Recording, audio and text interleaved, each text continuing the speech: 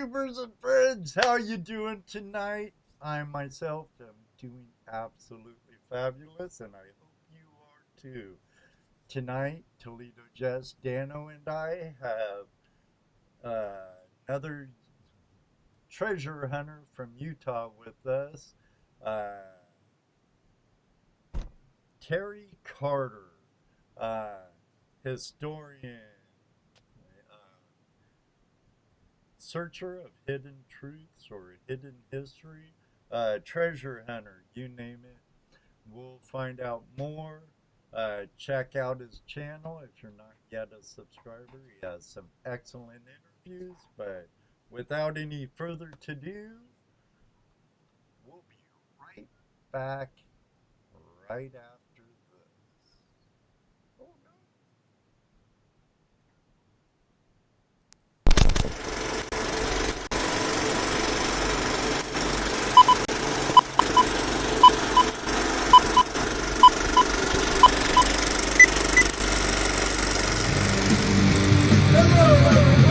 Welcome to another episode of Tuesday Night Hangout Live. Tuesday Night Hangout Live. It's Tuesday Night Hangout Live. It's Tuesday Night Hangout Live. With your hosts, Ed Wyman, Toledo and Jess, and Dano. Tuesday Night Hangout Live is a classic on-hand production.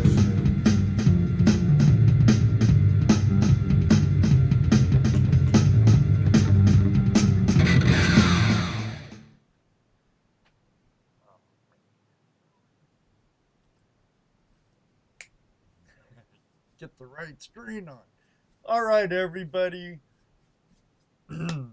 Thanks for joining us. Thanks for taking your time with us. We're a little in the orange on YouTube side, so please bear with it. If you're experiencing any buffering at the moment, it should pass here before too long. Keep my fingers crossed. We have our guest Terry Carter with us tonight. Toledo Jess and Dano, how are you guys doing tonight? Life's good, I say. Excellent. Other than just working too much, but other than that, life is good. Excellent. Where's Jesse at? I'm here. There's Jesse. I'm here. Think he had I- his I- mute on. No, I didn't have my mute on, but Murphy is playing with my computer. I thought maybe you were Murphy. contemplating a rant. No, I may rant about Murphy, but Well, we could rant about Murphy every week. that's true. I just lost. Was on our YouTube page. Suddenly, page just got huge. I mean, Uh-oh. huge. I'm going, wait a minute. Ed, you were like, your whole face was in my screen. Very scary. And then, that and then, could be very scary. yeah.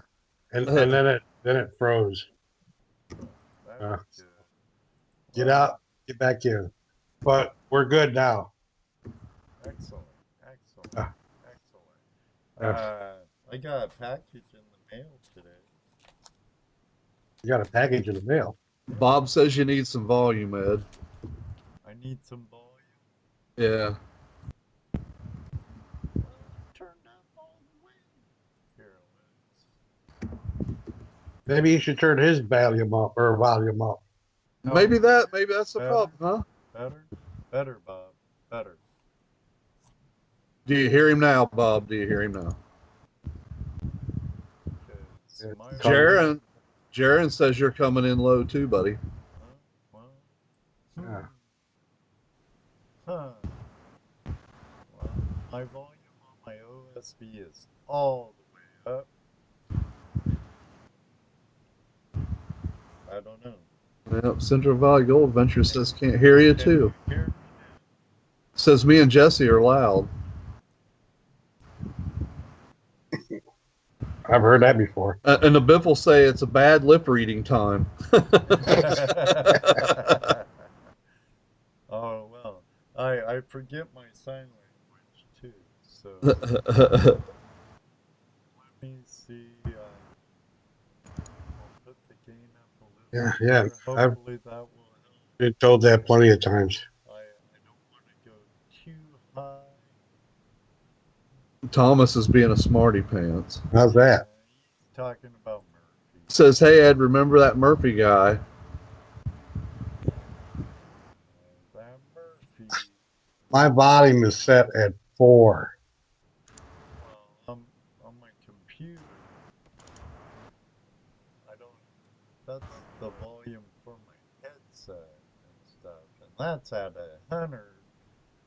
I don't want to turn my gain up too high, or I'll lose some stuff.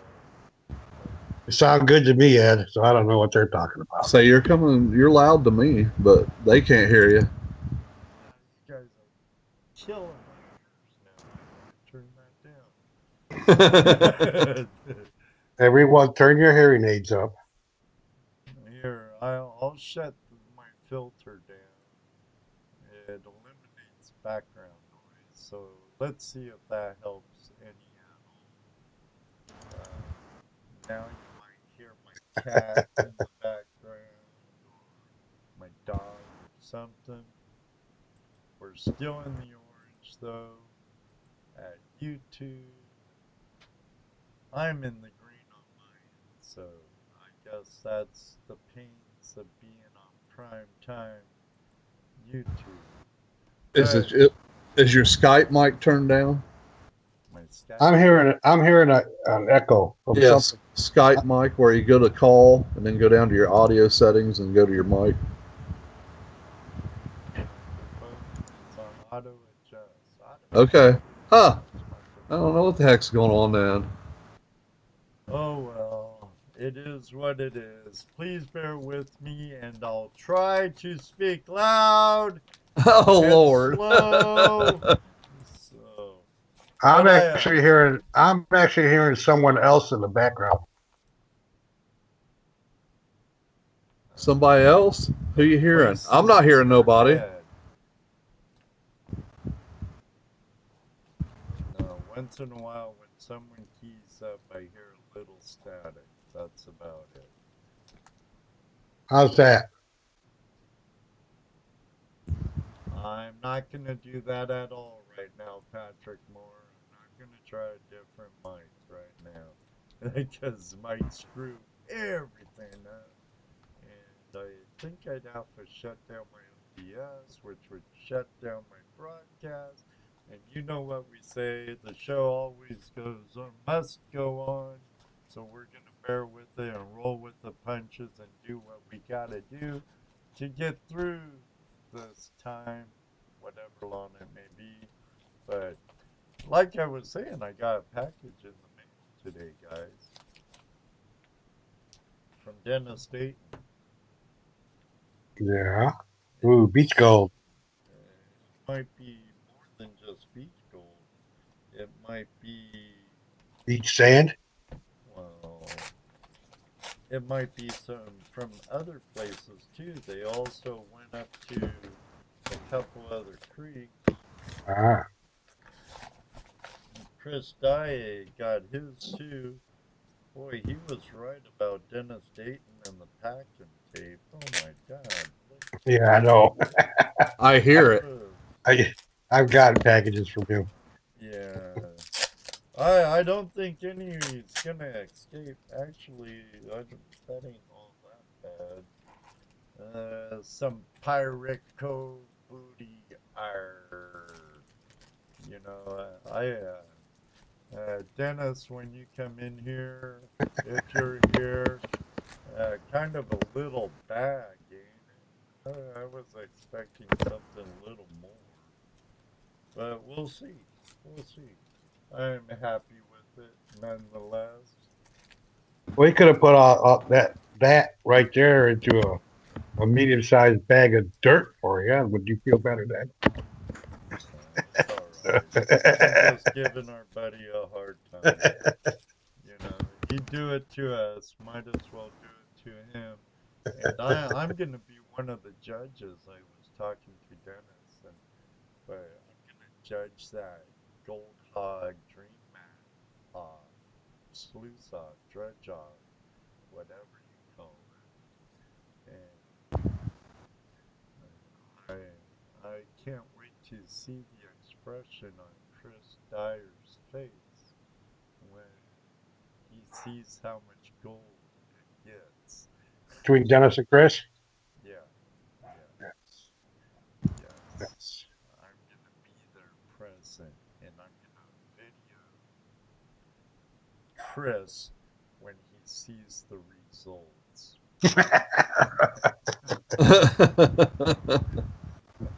So, well, you have no rants tonight, do you, Jesse? No, I already no, not tonight. Not tonight. Not tonight. Okay. Anything else from you? I have my although my pile of rants is getting higher. Okay. Well, save it up, and one night you could explode with rants. Okay. Save it for next time we have a open line Tuesday. There we go. That'd be a good time to rant. That's Yeah, right. maybe I'll call in. We'll have no hey, there you go. We're not taking any calls tonight. We're just here to talk about what we're mad about. Yeah, Well, you two. that sounds like fun. Hey, well, we should get on to our guest before we just tell him, forget it. Or he just disappears on us. Yeah, or he disappears. Don't want that. Don't want that. No, let's get to our guests. And we're back on green for now on YouTube. So that's And he even knows what the mute mic is. He learned. Yeah, Oh. he did. Sorry, ongoing joke. All right, everybody. You're all here to meet this guy and get to know this guy a little bit more. Terry Carter. How are you doing tonight, Terry? I guess I'm unmuted now. Yeah, you're Good on Awesome. YouTube. shape. Hey, Good shape.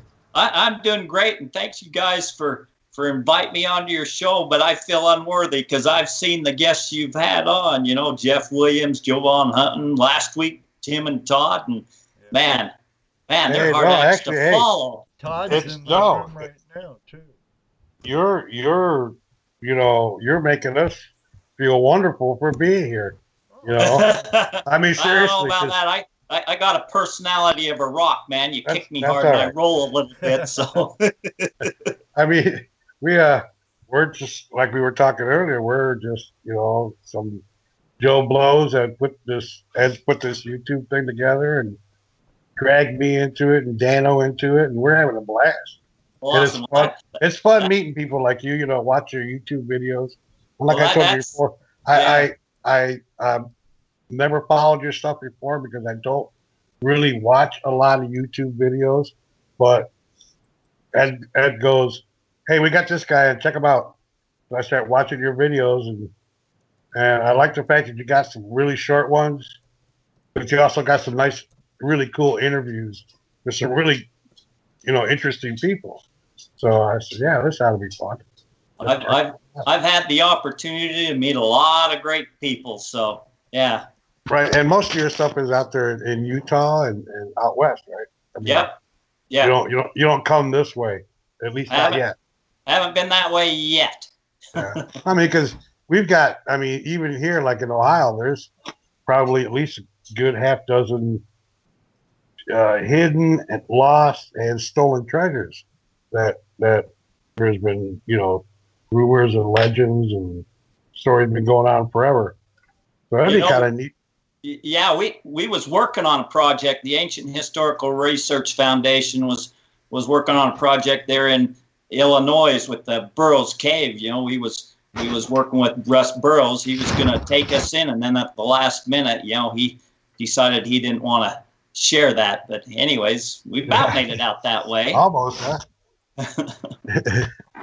So tell us how you got started doing this. What piqued your interest? What gave you that, you know, like with us, it's gold fever. You know, you find your first piece of gold, because that's primarily what we do. We hunt for gold, but we also like hunting for other things, metal detecting and all that, and ghost stories and treasure hunting, and you know. So what got you interested in doing something like this, and how long you been doing it? So I've been doing it since I was in my early 20s. You know, I was interested in it way before that. I seen a documentary show on TV showing about the treasure fleet that was being found off of the coast of Florida, and the scuba divers, and so ever since I was a young kid, that excited me. I wanted to be a treasure hunter. I wanted to find stuff like that, you know. But when I really got started was back in '82, I think. I went to work on a power plant.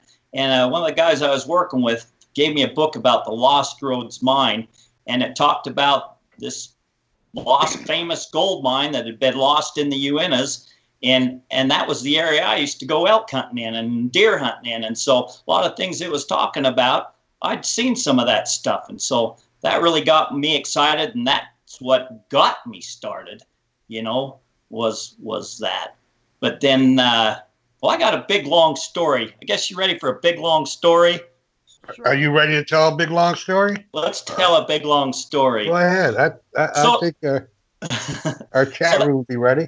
Get the popcorn. So that's what got me started. You know, my wife got me my first metal detector, and I was out in the mountains and finding little things here and little things there, you know. But that got me started on searching for the Spanish treasures. Well, I'd also was interested in historical things, and I was working with a guy who told me about some caves up in the mountains east of Provo, Utah, and said that there was names and dates written in the 1800s, written in with charcoal. I thought that'd be cool to see that, so I spent 4 or 5 weekends scouring the hole up in the cliffs for these caves. I wanted to see that. I finally found 2 of them. There was supposed to be 3 of them. I found 2 of them, so I was searching for the 3rd one, and I was checking all the cliff faces, you know, seeing if there was a possible cave or tunnel systems by these, you know, and I came across these neatly chiseled in hieroglyphs. I thought they were Spanish treasure symbols, and my heart was pounding. You know, they were, and I call them now the mystery glyphs. But I didn't have a pencil or anything with me. I didn't have a camera with me. I had my .22 pistol with me, and so I took I did have a paper with me. I took and got my knife and carved the copper off of the lead jacket off the .22 bullet, and started trying to draw these symbols down so I could take them and figure out what they meant. Anyways, researching them over a long period of time, you know, I decided they weren't Spanish, so then I thought they was Aztec. So then I started researching the Aztec treasure stuff and try and track that down. And then I found out that they wasn't Aztec, so I thought they was some other things. Anyways, in my research, I found out that there was a few more of these scattered out in Utah, and so I started searching them and found those, and the list grew that I found out that there was more of these, and over a period of a lot of years, I found to date that there's 30 of these symbol sites scattered throughout the western United States. You know, I still don't know what they are. I call them the mystery glyphs because they're a mystery to me. You know, I've had a lot of people give me opinions on them, even what's the guy's name that had the television show, who was the geologist, History Unearthed. God, I can't think of his name. America Unearthed. Yeah, he did some stuff with Jovan Hutton. Yeah. God, wait till you wait till you get my age. You won't remember either, man. But anyways, I contacted him before he had that show because I seen he did a thing on the History Channel where he was talking about the hooked X and these, and what I was interested in was he had this, he was trying to date petroglyphs, and I didn't think there was any way to do that. And he was doing that, and I wanted to try and date these. So I contacted him and sent him pictures, and man, he told me these things were Knights Templars. So then I went on the Knights Templar deal, wondering, man, if this could have been where the Knights Templars hid their treasures. And so trying to search all that out, I heard that there was this college professor who'd done some research on these. So I got every book that he wrote, and I checked him out and read them, and he didn't talk about them at all. And so I went to the local university where he was at and asked, for all their books, his books at the library, and that was all the books I had. So I asked the librarian, I says, I heard he'd done research on this certain type of petroglyph. And she told me, well, you might want to try special collections because a lot of these professors, they'll write a paper and it won't necessarily make it in a book, but it'll get into special collections. So I went down to special collections and asked for his stuff, and they brought me out 24 apple boxes, clear full of these filing cabinet folders, clear full of this stuff. And there was a note on this box that says, there's a guy going to come to ask to see this, and when he does, let him see it. Well, this was a BYU, Brigham Young University, which is owned by the Mormon Church. And this curator of this museum, he just left to go on a mission for his church in England. And he, I guess one of his friends asked him if he could go through this stuff. And he says, yeah. So he left notes with him. And when I got there, they thought it was me. So they got them 24 boxes. And when I started going through there, it was a treasure hunter's dream. And what it turned out being was the Mormon Church was getting letters from all over the country saying, we found this that we think has to do with the Book of Mormon, and we had found that we think has to do with the Book of Mormon. And this guy here, he just passed away, and his wife had donated all his research material. Well, he was given the calling by the church to search all this stuff out. And I have people tell me, well, it's them damn Mormons, it's all a bunch of lies. It has nothing to do with the Mormon Church. It has to do what the Mormons thought had to deal with their religion, so they protected it. They gathered this stuff up, and here it was, all in these 24 apple boxes. There was things on giants. There was things on ancient records. There was all kinds of things. So anyways, when I seen what was there, I spent a lot of money copying everything I could. And then when that curator got back, things kind of just disappeared. I guess they figured out what was there, but not before I got a lot of it. And that's what got me started on Brewer's Cave and the Giants, because this guy Brewer had talked with the Mormon Church, and these guys went down and interviewed him and took all the notes, all the records. They interviewed everybody that was involved, and anyways, that started me on my journey for searching out the ancients, the giants, and the things like that. So that's cool. So what do you think has happened to all these giants? All the remains that's been found over the years. I saw on one of your videos you had a picture of all the locations that they have found these giants throughout the country. I guess one of the biggest places was KATHLEEN Island, and a ton here in Ohio. I was kind of amazing. The giants that were found and stuff.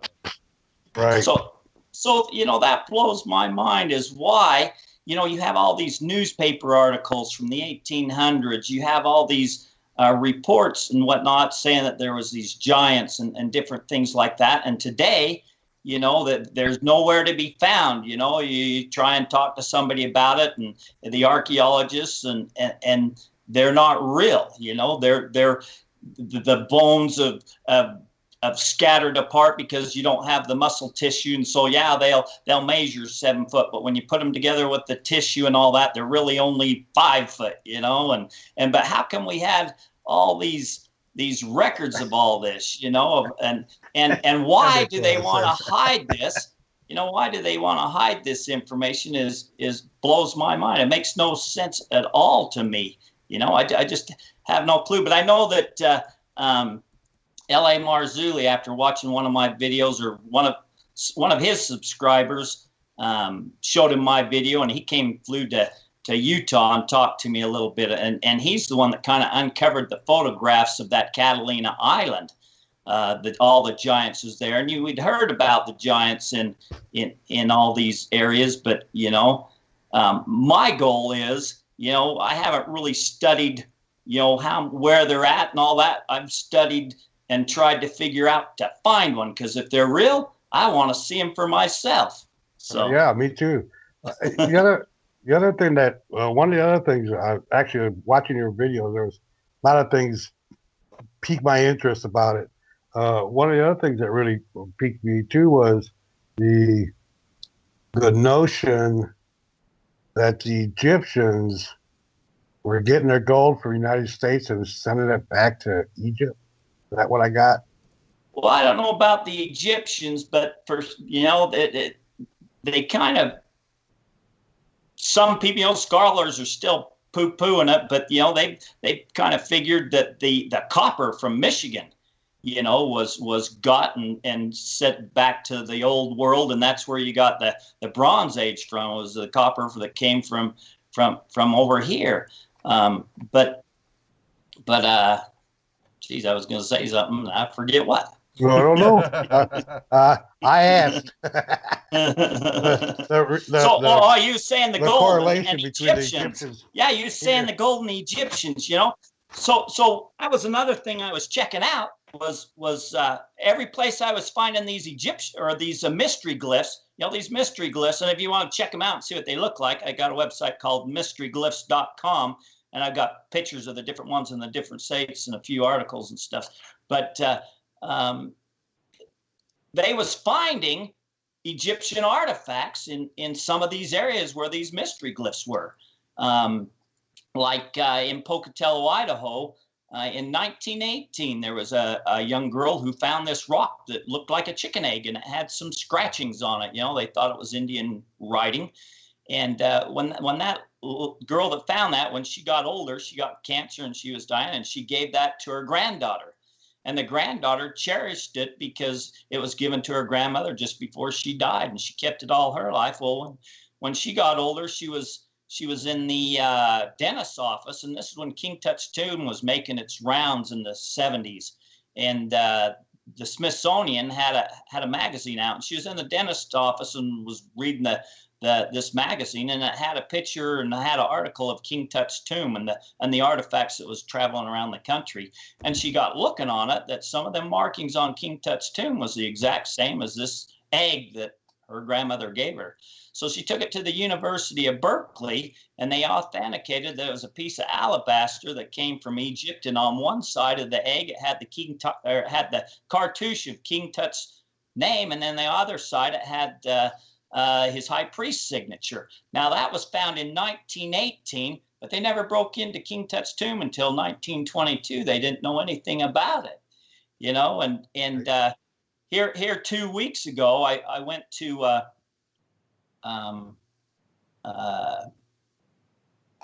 Wayne Peterson's deal there in Colorado. And the reason I went there, I wasn't planning on doing Wayne's hunt, but it looked like a lot of fun, so I ended up doing that. But you know, there's several things found in the Durango and Mancos area, and one of the things that was found in Mancos was a rock that was shaped like a scarab, an Egyptian scarab, and it had Egyptian hieroglyphs all over it. And it was found in 1954 by a kid, and it's not too far from these Egyptian, or from these mystery glyphs, same as the egg in Pocatello.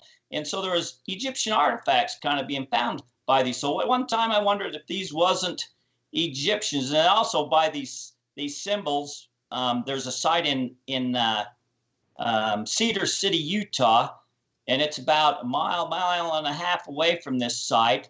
There's well, I called him when I found him. I dubbed him the shot put man. Anyways, he's a life-size guy carved in relief, muscle bound. He's got muscles carved on him, and he doesn't have a head. He's got a cross for a head, and he's holding his head in his hand. At first, I thought looked like he was getting ready to throw the shot put. That's why I dubbed him the shot put man. But later, I realized that it's his head that he's holding. You know, so that was kind of strange to me. It was there, but in Durango, there's a set of these mystery glyphs, and about the same distance and the same direction from the mystery glyphs to the shot put man, there is a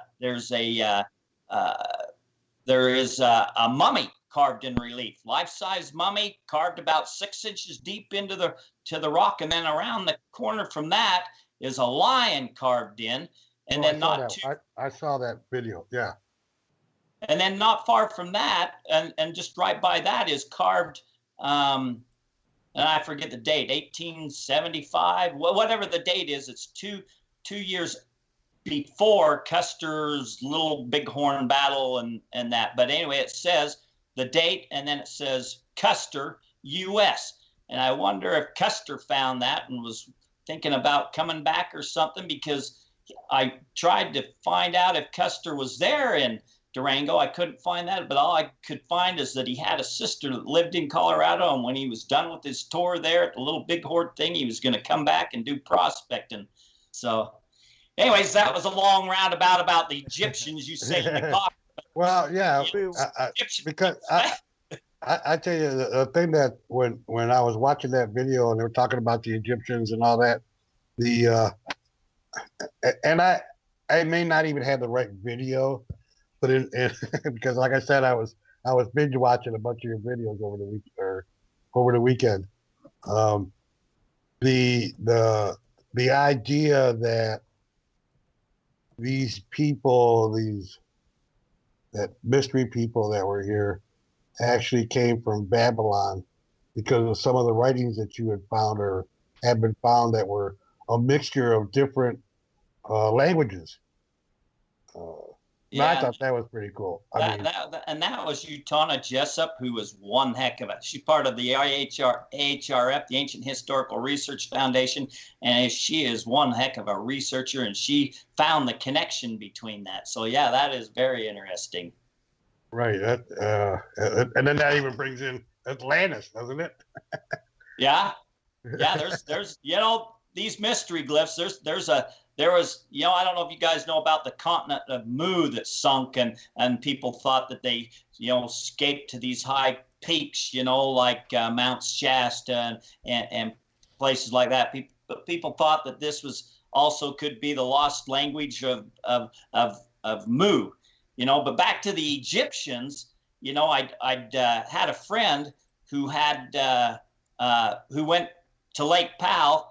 And him and his family went hiking, and they found these Egyptian hieroglyphs. Well, he didn't know what they was, and he just talked to me. I was talking to him about the mystery glyphs, and he says, "Hey, I found some strange symbols at Lake Powell. What do you think this is?" And he showed them to me, and they're 12th dynasty Egyptian.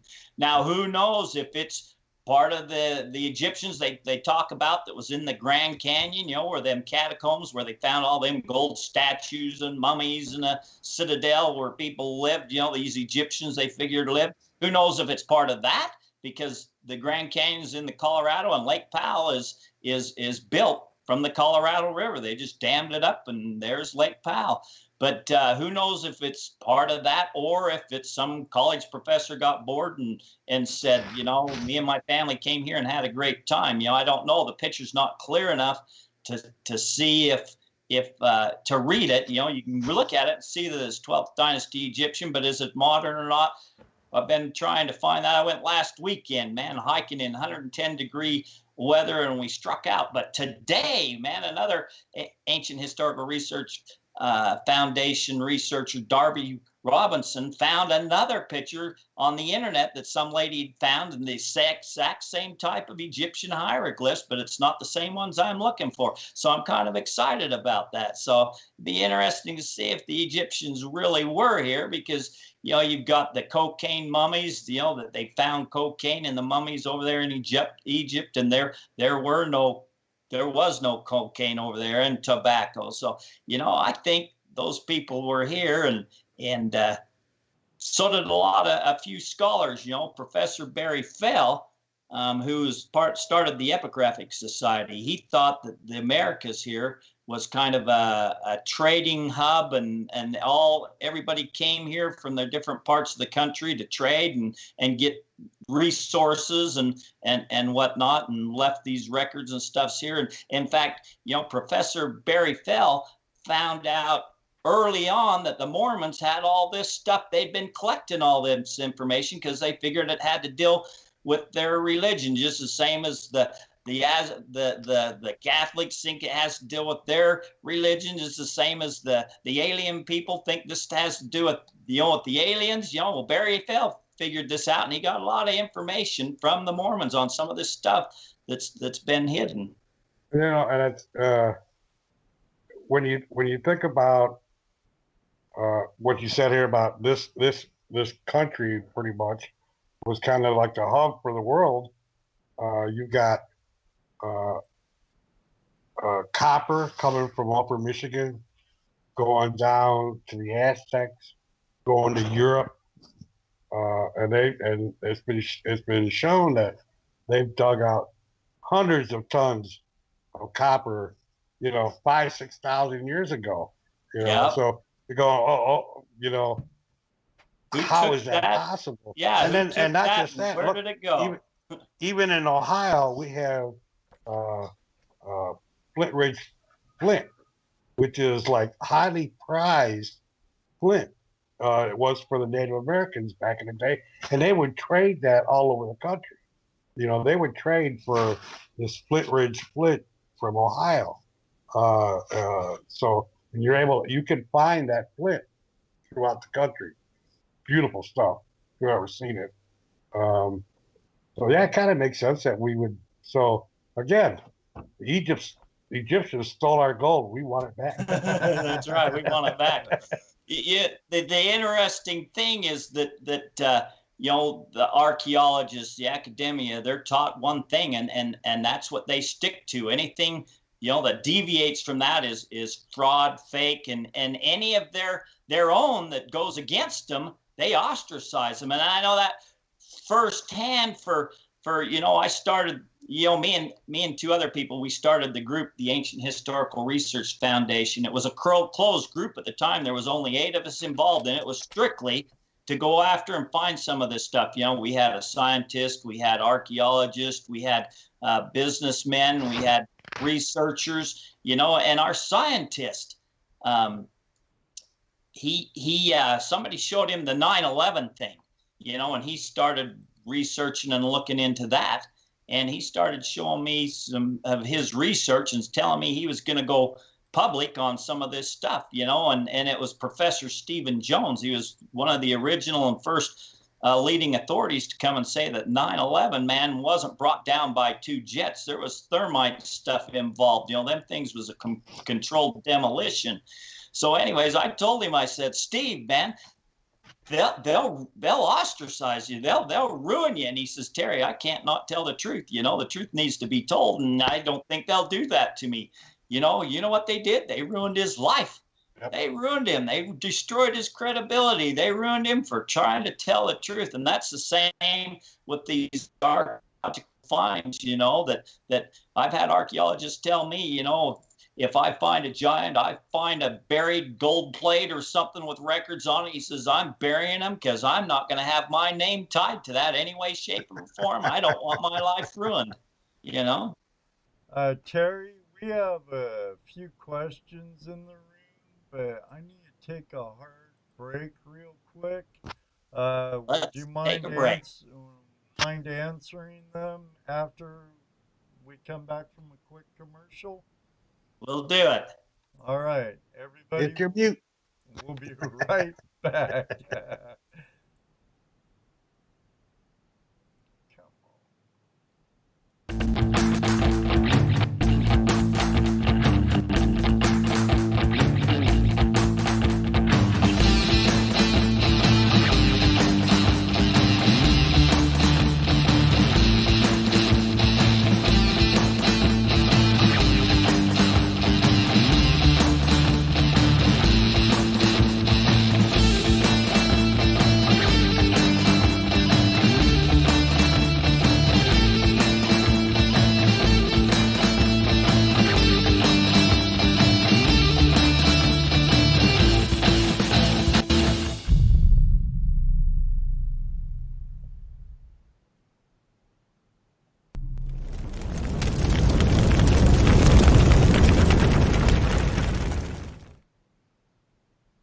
right, everybody, we're back with Terry Carter, researcher, historian, treasure hunter. I have a couple of questions. Um, Doggone it, buddy, I always screw up your YouTube handle, Tiwaz TV.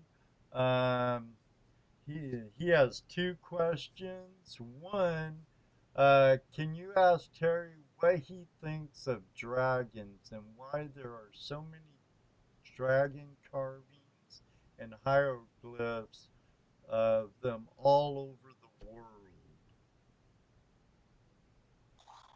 I haven't really studied the dragons, but Brewer's Cave, on his little satchel or whatever all around his waist, he has what either could be alligators or dragons. They look more like dragons. And also, where I think some of these tombs are, and that there looks like it could have been old carvings of dragons. Now they could be natural, but they look like dragons to me. And on one of these mystery glyphs, the ones in Durango, Colorado, it's definitely got a dragon at the top header of this panel. And why they got them in South America, they say it's for the feathered serpent, represents the feathered serpent. I've heard stories that that the dragons were real. There's stories that here in Utah that the dinosaurs were still, like a Loch Ness monster type thing was still in Moon Lake in the 60s. It was reported being seen, and it was so prevalent that the Utes there wouldn't go near Moon Lake forever because of those presence of that Loch Ness monster. And then there's a story of one up higher in the Uintas where the Indians threw some boxes of gold bars in where there was supposed to be some Loch Ness monster type things there. I don't know if that's dragons or not, but that's all I know about the dragons. I don't know much more than that. Yeah, and if you're an alien theorist, you would say that the dragons are representations of spaceships. Right. Well, I mean that's I'm not what the saying that's it's what the people aliens, but it's right. It's aliens, So I guess it just depends on what you believe, That's another theory of these mystery glyphs. It's somebody else's theory is they was put there by aliens. So I've got an alien story. Or you probably got another question there. Yeah, from the same YouTuber. How does Terry feel about the hammerhead found in stone from 10,000 years before humans were even supposed to exist? And there's the spark plug, you read that and it sounds pretty spectacular, but then you hear the archaeologists say, oh no, that was a made up picture, or it's not real. It's, so, I don't really know if it's real or not. There is a lot of fraud that does go on. That's the problem there is a lot of fraud that goes on, and try to sift. There's a lot of it that goes on in Utah, and try to sift through what's real and what's not is pretty tough. So, I don't know. I was just told today by a guy that all these pictures of giants, I'd heard that there was a contest out there to see who could do the best Photoshop of giants, and so all these pictures out there are these Photoshopped contests. Well, I just heard from a guy today that contest was done deliberately because there was some giant photos leaked out onto the internet. They couldn't squelch it,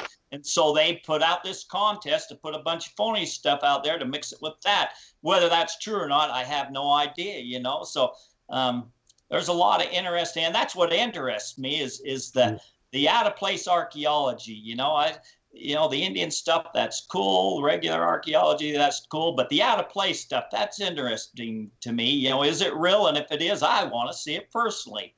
I want to know. That's like Brewer's Cave. When I found out about it from going through these files of this professor, I interviewed everybody I could that was dealing with it because I had all the names, all the information right there. I had Brewer's Journal. I had everything, you know, and so I went and gathered even more information until finally, you know, it talked about these giants, and this was way before the internet. You know, the only way I could find out about some of this stuff is I had to go do an interlibrary loan, and they'd only let you get 3 things at a time, you know, and so you'd be months trying to read. Now with this internet, man, everything's just boom there right now, man. This is great. It But is a great Except tool, that's good, huh? except for it also gives you a real opportunity for fraud because it it's so does do easy. that. It It's does so do easy that. to Photoshop nowadays, and people get really good at it. You know, so we got conspiracy theories about the conspiracy theories about the Yep. conspiracy theories. Yep. So aren't we having fun? Yep. Well, I never knew that there was a such thing as a giant. I thought Brewer's Cave, it's got to be a fraud because I've never heard such a thing of giants, you know. Well, Maybe actually, Goliath, you know. I heard, actually, about, have heard you've heard of David and Goliath. yeah, David and Goliath So and stuff. I mean, like you that, have heard of giants. It's in the So, Bible. Not that I yeah, read it, but it's but you know, I didn't know, you know, until I started researching and finding out there was giants. I thought, well, maybe there is something to this Brewer's Cave, and then I found a interviewing one of the guys who actually had one of the stone boxes that came out of the cave, and it was wrapped in cedar bark and smeared with pine pitch, and it had 5 metal plates in it, copper plates on it with writings on them and drawings on them. Well, one of the writings was kind of like a dragon's head, you know, on it. And anyways, I gathered that up, and the HRF, the Ancient Historical Research Foundation, we had it carbon dated, you know, because before I went looking for this thing, before I spent time, I wanted to know if this was real. So this was a perfect opportunity, you know, with carbon dating this box. So we took it in and had it carbon dated, and they figured it was modern. So they tested this thing, and it came back to 2500 BC, and they didn't believe that. They thought they messed up. So they ran the test 10 times, and 10 times it came out 2500 BC. Well, at the same time, they was running some other tests on other things, and they came out older than what they thought they should be. So they got checking their machine, thinking they screwed up with something's wrong with their machine. Well, they found out that there was a problem. The solution that their machine was calibrated to, they switched to a different solution, so the dating was wrong. So when they recalibrated the machine to the solution, it threw the carbon dating back to 50 to 350 BC, which is still pretty dang old. When I got that date, that's when I decided to go looking for Brewer's Cave. very cool. Any more questions in here? Any more? So Yeah, Nugget Brain. Ask Wayne. Terry about him. Nugget Brain Head. He's seen it. Ask him about his nugget brain head. That you saw, yeah. Yeah, I see that. That's a secret story that he only tells at his rendezvous things, and so I'm not going to divulge that secrets. All I'm going to say is, you know, I went there to his treasure hunt, his powwow, his whatever you call that thing, specifically because I wanted to meet his partner, Jim Ferrello, and I was also wanted to check out this stuff I knew about in Durango and in Manco, so it was a perfect time for me. And I got there and seen some of the people there, and he heard him talking. I thought, man, this would be a lot of fun. So I did. I gave him the money and did the hunt, and I had a lot of fun. You know, I don't use I have metal detectors. I use them, but I don't usually coin hunt with them. I'm up in the mountains looking around for things up there, and I don't usually find things. But I had a lot of fun. I learned how to use my metal detector better than I did because I was using it often, and I met a lot of great people. And there was a girl there who's got another YouTube channel, Zero Discriminate, I think. Gypsy, yep. Man, she was there, and she let me borrow one of her Garrett AT metal detectors. Man, I think I kind of fell in love with that. I think I'm going to have to get one. And she taught me how to use it. I was going to say, it always helps when you learn how to use it, right? It does. That girl knows how to use a metal detector. Let me tell you, she knows how to use one. I remember my first metal detector. My first metal detector was just an old White's TR and it was all metal. So I was digging everything. And so I saved up my money and got me a Garrett CX2 with the 2-box attachment. And I went to the beach in California, took the family to Disneyland and went to the beach. And I was going to find me all kinds of jewelry and stuff, you know, and I had the thing set on factory settings. And there was a guy there who had just happened to lose his gold ring. And he says, can you come and help me find it? So I thought pretty confident I'm going to find this thing, because with my old all metal detector, I was finding everything, you know. I go there and I'm not finding anything, you know. And finally, after, you know, months later, I figure it's because I don't know how to use the machine. I got the discrimination set too high, you know. So it was discriminating everything out. I discriminated it out. You know, if you don't know how to use your metal detector, you know, they're worthless. So you need to go to one of them hunts just so you can learn, practice using how to do your. So, you know, watching your YouTube videos, I noticed you do a lot of interviewing of different people. What directs you towards a certain person as opposed to someone else? I mean, what is it that tells you, you know, I think I really want to hear what this guy has to say, you know? So just basically, you know, I'll listen to their story, but it happened early on, clear back in the 80s. You know, I started meeting, you know, because of these mystery glyphs, you know, Right. I started meeting some incredible people, you know, because they was interested in what I was finding, you know. And I was, in fact, this is crazy. I had a website. I used to sell and rent metal detectors, so I made a website. But you didn't know how to use them. You know, well, this was after. This was after. Okay. I learned how to use them after that. All right. That's good. Anyways, I had a thing. I didn't have a computer. The internet was first getting going. I had a thing called Web TV, and I learned how to do HTML programming, and I spent 6 months trying to build me a website. It was called the Treasure Hunter's Hideout, and I was using some of the things that I found out of this one professor's stuff. So it was a pretty cool website. You know, today's standard, it wouldn't be all that cool, but back then it wasn't. So I was getting letters and emails, you know, from all over the country. People thought that I was this treasure hunting god because of what I put up there, you know, and I wasn't, but people thought I was, and they was starting sending me things, and the things they was sending me, man, was a lot better. They was a lot smarter than I was, but they thought I was, you know, and they'd write me these big long letters, and I can tell you what I know in 30 seconds, or if I got to try and type it out, it'll take me 3 hours, you know. Well, I'd try to type out this long letter back to them, and something would happen on Web TV, and that letter would just poof, it would disappear, and so I'd get frustrated, and I wouldn't even answer back, you know, and so the rumor got going around that this Terry Carter, he's so great and he's so secretive, he don't even, and if you get to talk to him, man, you're privileged, you know. And I got to talk to him, and I'm thinking, man, you guys are all nuts. You guys are all a lot smarter than me. It's just I can't type and stuff, you know. Anyway, I started meeting a lot of people back then because of that, and I got a lousy memory, so I started recording people way back then, and so it wasn't planned that you would go interview this guy for the story. With just what you were doing, anyways. It was for what I was researching. Right. You know? Okay. So I have a lot of people on my channel say, you know, that interviewer, you know, you cut him off. You're not a very good interviewer. You know, the quality is terrible. It's because this was back in the 80s, and it was because I was looking for certain information. I already knew the information. You know, this is way before YouTube.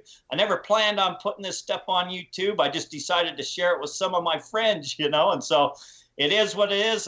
And the guys on YouTube that don't like them older videos, they're just going to have to deal with it, because that's just what it is. It was funny because right. after watching some of your videos, I texted Ed, hey, Ed, how do we interview an interviewer? Yeah. Well, that's why I interview people, because I'm not a very good talker, man. I'm a lot better at listening to other people's stories, because they got a lot better stories than me. They're a lot smarter than me. I just happen to be at the right place at the right time and get to know a lot of great people. So, I mean, I could ask you, what have you found? But you'd either lie to us or tell us that you weren't going to say. So Well, I won't ask that. I'm know, a treasure but- hunter. I'm a treasure hunter, not a treasure finder. And besides that, that's right up there by No Tell 'em Creek. Right. Yeah, But- over but- yonder. Right around the corner. Yeah.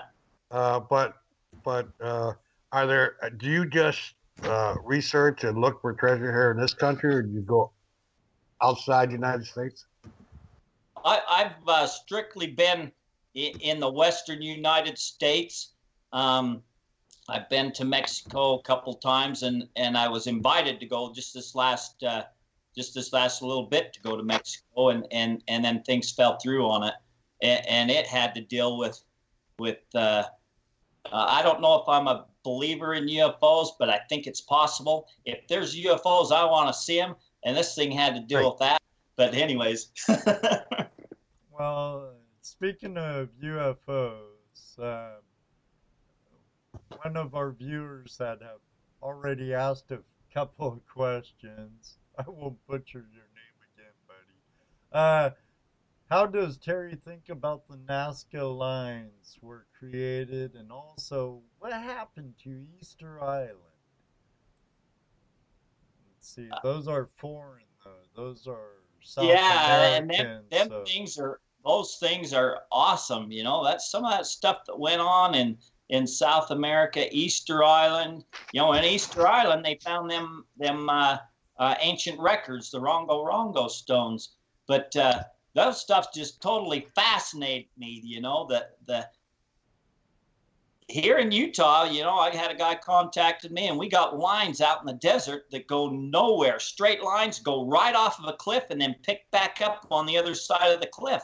You know, like the Nazca lines.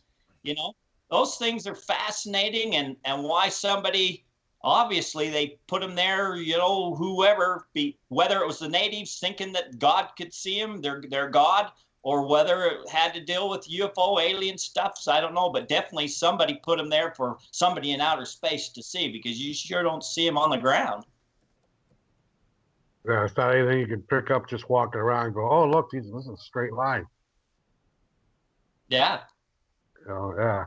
So I you know, to me, I think all these things are related in one form or another. You know, even Bigfoot. You know, I think Bigfoot could be a living giant. You know, You know, what I mean? Yeah, I used to think, well, definitely he's a living giant, you know. Yeah, but I used to think, you know, that Bigfoot was a phony, because you know, you got all these hunters out in the mountains, and you just get glimpses. They've never found a dead body. They've, you know, surely you'd find bones of them if they was real. But I used to do a lot of coyote hunting, and I had talking to a guy, and he was telling me that, you know, if coyotes had reason, you'd never ever see one to get one. You know, they only have their instincts, and because of that, you can trick them. You can call them to come in. But he says, you think about it. He says, a hound dog that's chasing a lion, it's running down a road, and it picks up the scent on that road, and it knows what direction that lion is going just from one side of the road to the other. It can tell which is the fresher scent from one side of the road to the other. That's some keen sense, you know, and he's right. That hound dog can go the right direction. He doesn't go the wrong direction, you know. Well, if Bigfoot has sense, you know, if he has common sense, if he has some reasoning and logic, you're not going to see him. If they got logic, you're not going to find their bones. They're probably burying their own, you know. Yep. And so, and so because of that, I think it's possible. And because I had a friend who swears up and down that he's seen one, and I don't think he would lie to me. I know he wouldn't lie to me. So I think there is something to it, you know. And I think because they have logic to them, is why you don't see them. They got keen senses. They can hear you, see you, smell you, and you just be an accident if you happen to see them. Yeah. If you're a prospector that gets kidnapped for a sex slave, like up in British Columbia. Whoa. Hey, I saw a video and read a story on it. Really? Yeah. I guess I don't know that story. I don't want to know that story. David Villa asks, and why are they always fuzzy pictures? Because they're always running, sneaking through the trees. Yeah. Actually, the picture isn't fuzzy. That's just the way they look. You know, I don't know for a fact, but I've been, you know, I'm an avid hunter, and I'm in the Una Mountains all the time. You know, I'm used to spend weeks at a time up there by myself, backpack in 5 miles, and just spend, you know, twice in my lifetime I've had a strong odor that I've walked into back in the middle of nowhere, and at the time I never smelled anything like that. I never knew what it was, and now in the back of my head I wonder if that was a Bigfoot I smelled. You know, I don't know. I know. I don't know. Yeah, usually, well, when you see a Bigfoot, more than likely you're kind of freaking out. So if you're trying to take a picture, you definitely are holding still. And when you see it, you're definitely not trying to take in every detail that you see. You're just kind of going, and running.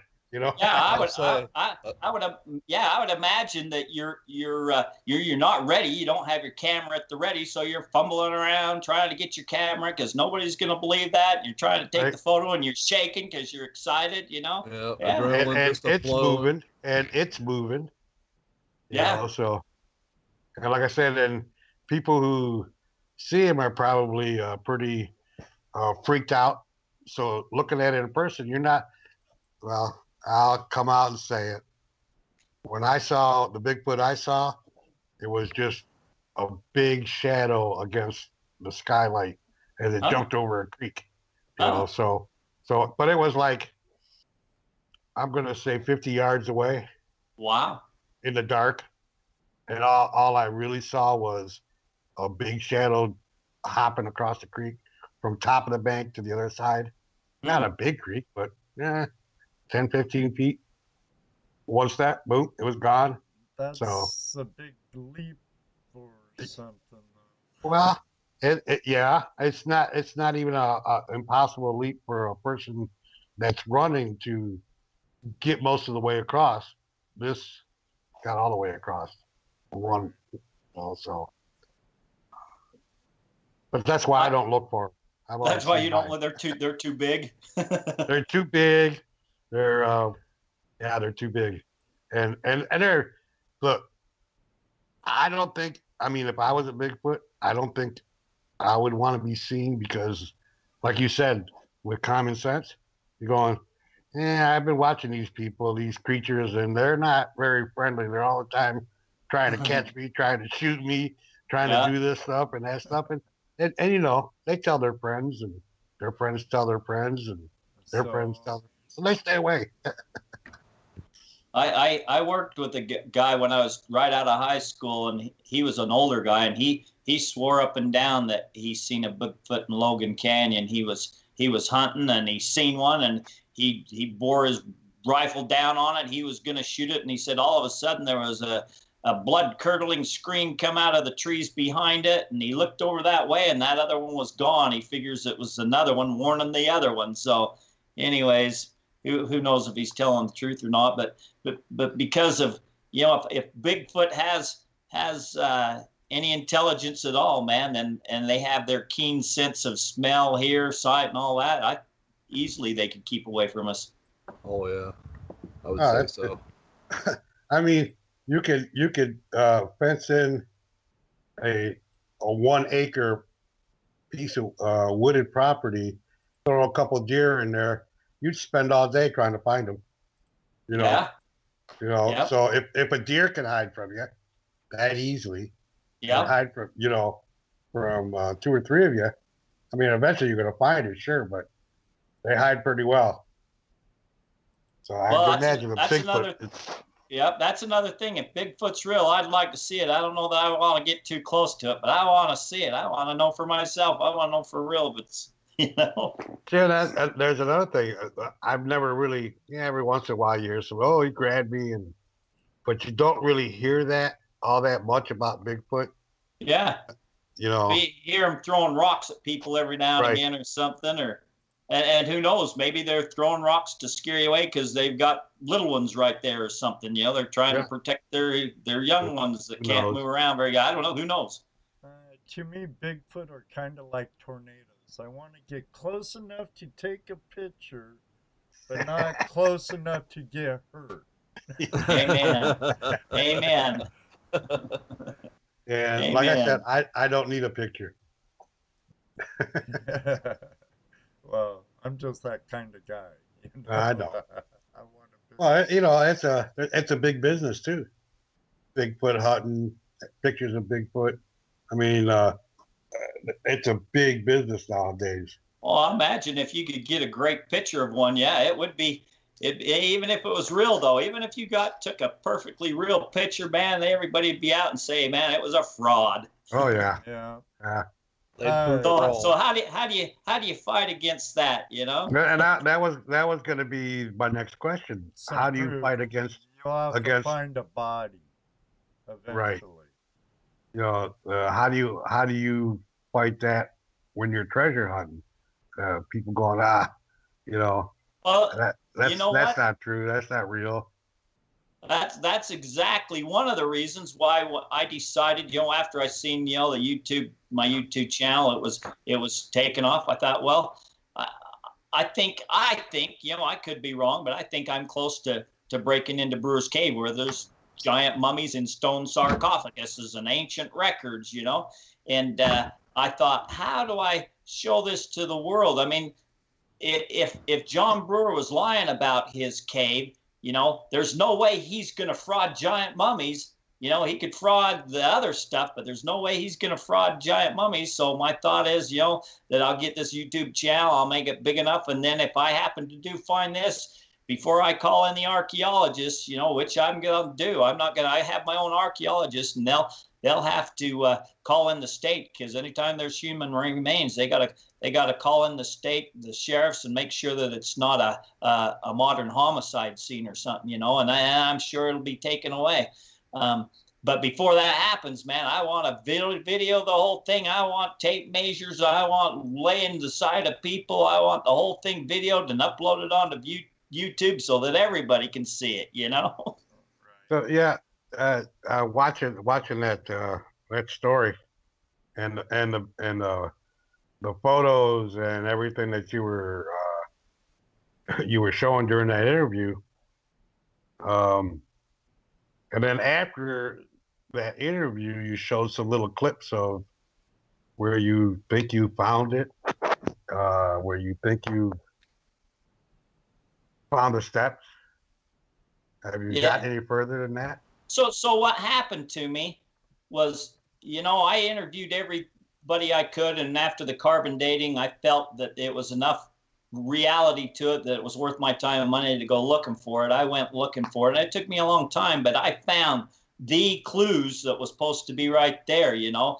And I dug down and I found an opening into a cave, and then I started digging down around in there, and I found soot coming out of the walls, and I dug down about 6-7 feet, and I started finding some of the things that John Brewer in his journal says he used. Candles, you know, I found some zip cord where somebody dynamited the thing shut. I found old tools. I found you know, it was a cave that had been filled up and dynamited shut, so I got a push-pull camera and shoved in there and seen it went, and so I started seeing things like that. So we started excavating a little, and I thought, well, I better get my ducks in a row. So I contacted a lawyer out of Arizona, and we contacted a lawyer who was involved in writing the antiquities laws for Utah, and we put that lawyer under client confidentiality privileges, or whatever you call it, and didn't tell him exactly where he was at, but was telling him what we was doing. And he told me, I just sell drugs, because if I get caught, I'm going to prison just the same. So after he said that, there was, and what I was doing was extremely difficult, because you had to crawl in on your belly. You had to, you know, to get down in the hole in the cave, I had to squinch up. I was using a little teeny bucket and a little garden shovel to shovel dirt in, and then we had to put it into a little plastic sled and pull it out. And, you know, it was extremely difficult, and it was in an area where I could possibly be seen, and I didn't want somebody else seeing me and taking the discovery away from me. So I decided to cover the whole thing up, but not before I found the John Brewer's drawing of the inside of the cave, where it showed that he hid that up himself because he was afraid other people would find it. So he found a shaft that went straight up 30 feet, but it didn't quite break through the ground. So he went up on top, finished digging down 4 or 5 feet, and had a shaft that was about 2 foot wide and 30 feet deep before he got into the room. And then he would just cover it up with a board and a couple feet of dirt, and that's how he hid it up from then on. So once I found that, Oh, you did find that. well, once I found that map, then I covered that way in that I was going.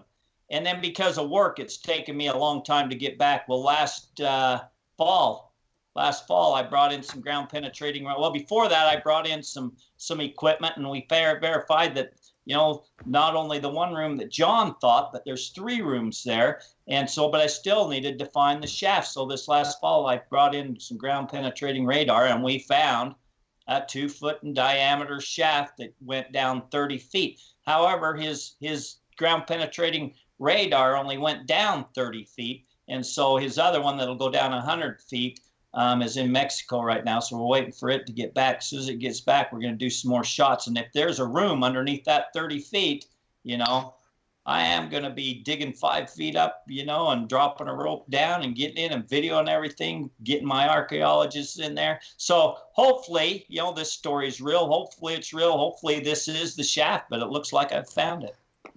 Well, that'd be cool. I'm about due for another hard break, Terry. But I have a little shout out I want to do for Rastaman and Jordy. Apparently, their mom needs a little bit of a positive energy boost. Don't know what's wrong after saying acute kidney failure. So if everyone could keep her in their thoughts and prayers and send some positive energy to Jordy and Rastaman's family and their mom across the pond.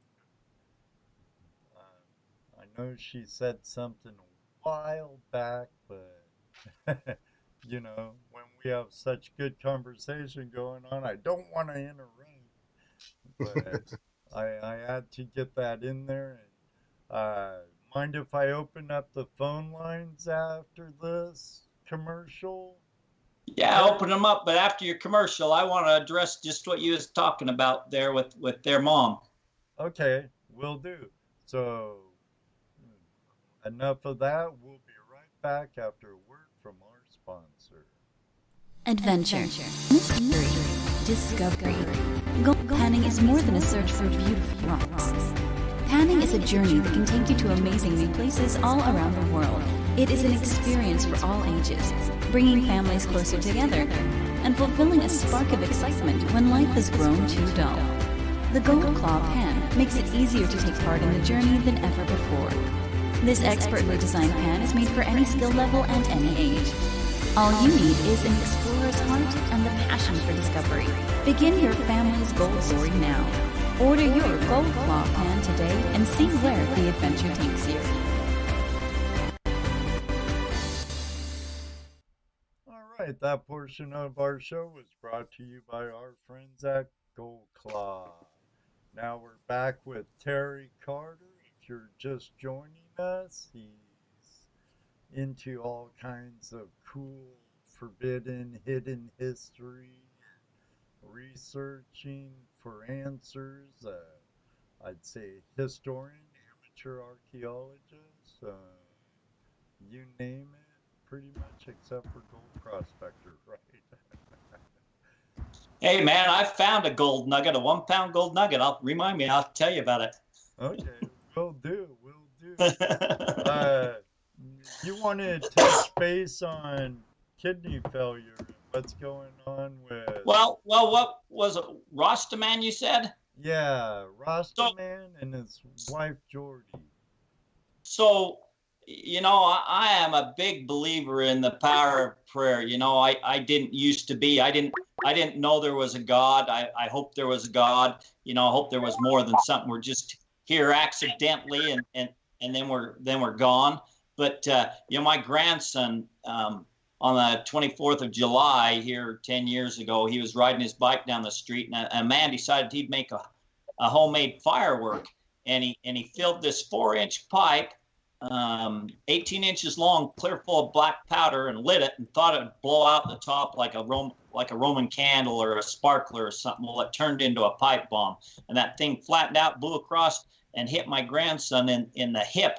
Blew his hip off, destroyed the ball socket, destroyed his hip. His guts was hanging out, and died several times on the operating table on the helicopter flight there. The doctors couldn't get the bleeding stopped. They said they didn't think he was going to live, and I didn't have anything else to do but pray. I just sit there and just what else can you do? There's not one thing I do. So I thought, man, I'll pray. And I prayed nonstop, man, for months. I prayed, the same thing over and over and over. And I visualized, different things. But long story short, hundreds of miracles later, they thought they put his leg back on. They never thought he could walk. They never thought he'd live.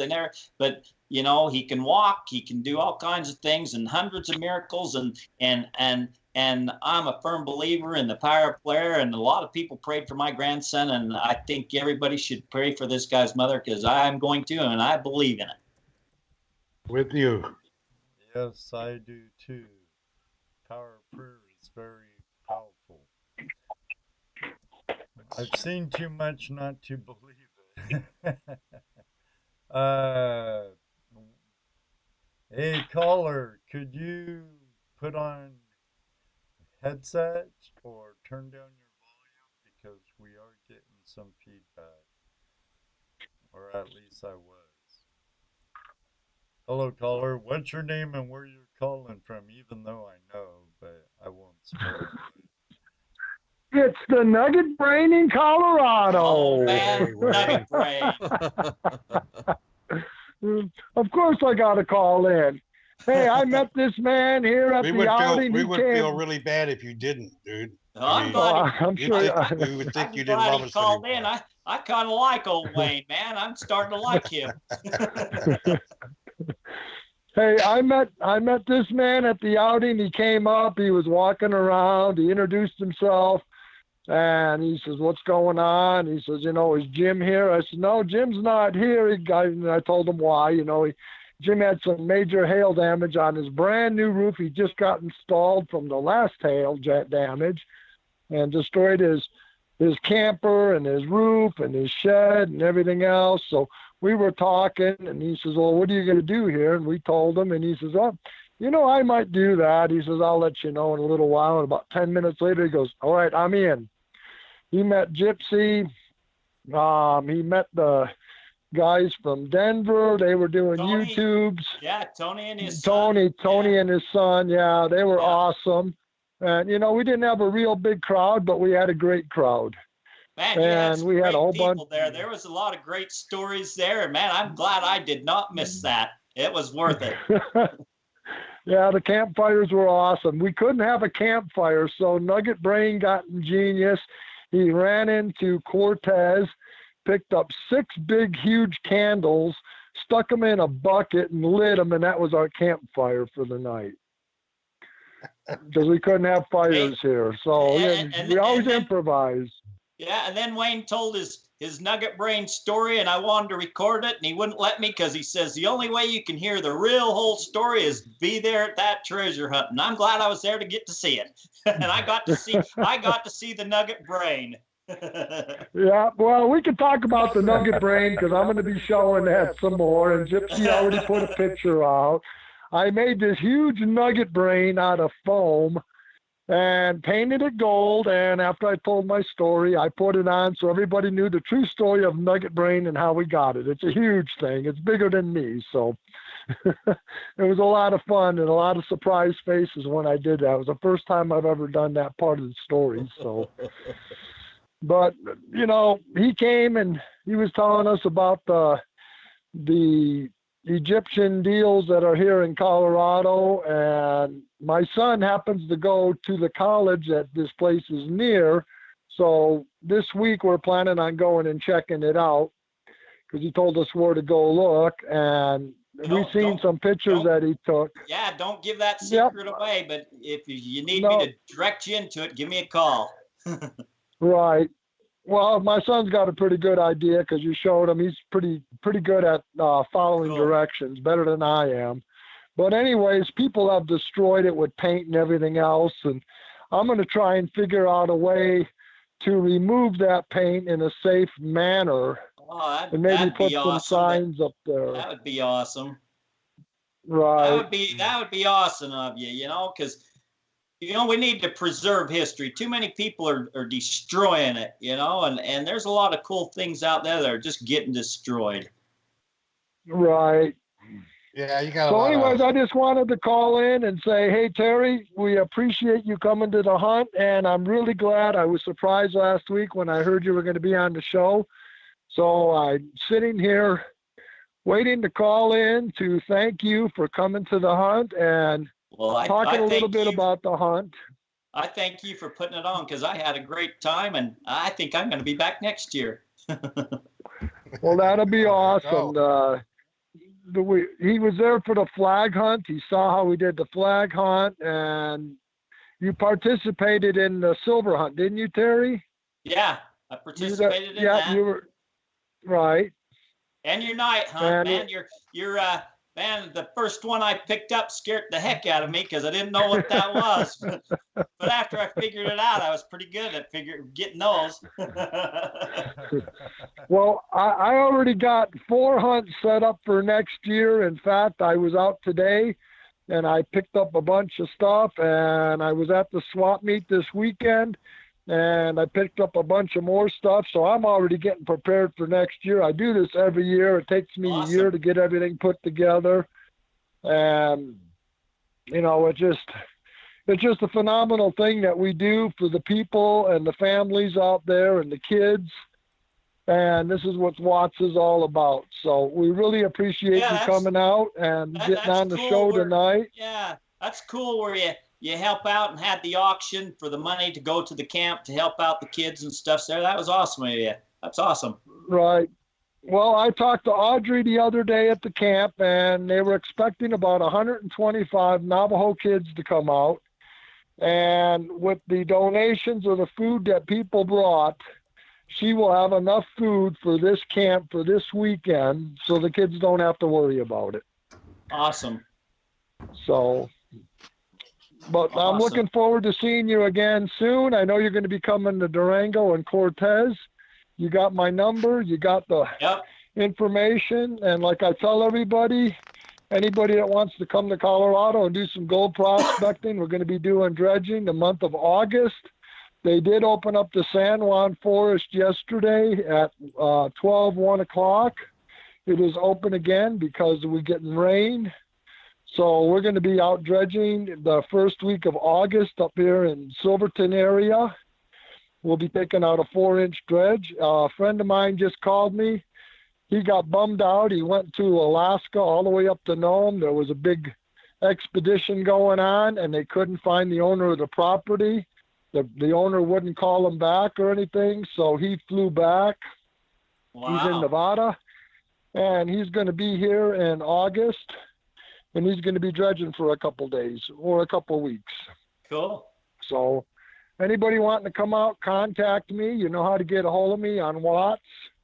Email me or find me on Facebook. Send me a message, private, and we'll make it happen for you. And whatever gold you find, you get to keep. Awesome. Sound good? Awesome. All right. Thanks, everybody. And we're not going to add...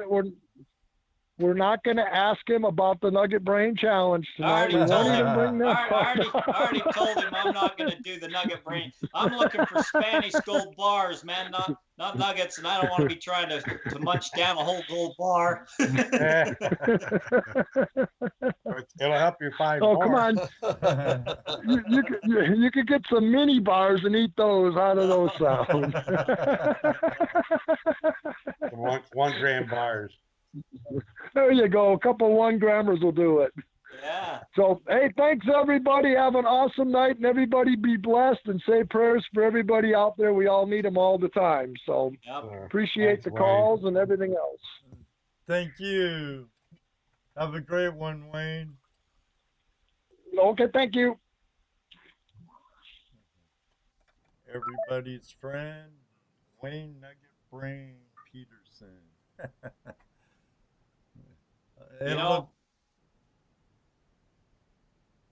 Pardon me? Oh, I was going to say, I talking of gold, I did find a 1 pound gold nugget once. And Wow. that was it was just northeast of Lake Havasu. I was there, had my metal detector, I had a Tesoro Lobo, and I was out there, and it was put on, teach us how to hunt for nuggets. It was put on by Tesoro. At the time I was a Gold Star dealer for him. I think this was in the early 90s, I think. Anyways, I'm there hunting and looking around, and it turned out that this area was littered with, I guess, Patton trained his troops there, for the war, and so it was littered with 50 caliber bullets and casings and things like that, So man, he was hitting that stuff left and right. Anyways, I'm way out there hunting around. This guy comes up by me, and he's hunting near me, and we're talking, and the next thing I know, he throws something out in front of my search coil, man. I go over and it beeps. I picked it up, and it was a 1 pound gold nugget. I didn't know it was 1 pound at the time. He told me. I says, man, where the heck did you get that? And he told me that, this back in the early 90s, that he went over to Australia 6 months out of the year, and in that 6 months, he found enough gold nuggets to pay for the rest of the year, and then he just played around the rest of the 6 months, and he found that one, and he had one other. He says he found one that was a little bit bigger. He just sold that for $10,000, and he still had this one. But that's my finding a 1 pound gold nugget. I found it with my detector, but not till he threw it in front of my search coil. Had to hit your coil with it. Yeah. But ever since then, man, I wanted to go to Australia and find me one of them things. Oh, I'll tell you what, they got some pretty gold there too. And then this was pretty too. It was. Yeah. All gold's pretty. Yeah. I've been lucky enough. I'm an industrial electrician, and I work on power plants and mines and things. So I've been at the Kennecott copper mines. They get everything, not just the copper. They get the gold, the silver, the rhodium, the moly, everything. And so I've been lucky enough to be in their gold room and changing out their presses and wiring up new things for them while they're pouring their gold and silver bars. And after they're done, letting me hold them, and at the time I held the one at Kennecott, it was 24 pounds, and they process their gold as 9999, Anyways, they let me hold that, and they says, you're holding $440,000 in your hands right there. And so, man, that was kind of exciting. And then at Barrick at their Gold Strike mine, working on their retorts and their processes there, got to hold one of I think their bars was like 80 pounds or something like that. But theirs isn't pure. Theirs only like 80 or 90% pure or something like that. But anyways, that's pretty cool holding that gold. Yeah. A lot of gold. Behold. It sucks that it's not yours. Yeah. Yep. And you probably wouldn't be able to get 2 feet away from it. Man, they check you pretty good going out of them. They check you good going in, but when you come out of them rooms, man, they check you real good. Oh, I bet. Yep. So I know right now your main project is that Brewer's Tunnel. I got that's my main one. I got several. I got Brewer's Cave. I got to find these Egyptian hieroglyphs in down by Lake Powell to see if there's anything to them. If there's an Egyptian colony that was there. I got one where the Mine of the Lost Souls up in the Uintas, and then another one where a friend of mine found this bear carved out in the middle of nowhere in the thick timbers in a deep dark ravine. It's out of a boulder, life-sized carved bear, and it's patinaed so that it's black looking. And it looks like he thought it was a real bear for a long time, and finally, when he didn't move, he chucked rocks at it and finally got the courage to go up there. But it's a life-size carving of a bear in the middle of nowhere in the Uintas. You know, who put that there and why? The Indians didn't do that. You know. So I got several projects. The other question is why? Yeah, why? You know, Exactly why would they do that? Exactly why? So to hide truths, to cover their lies. Yeah, well, if it's real, I want to see it.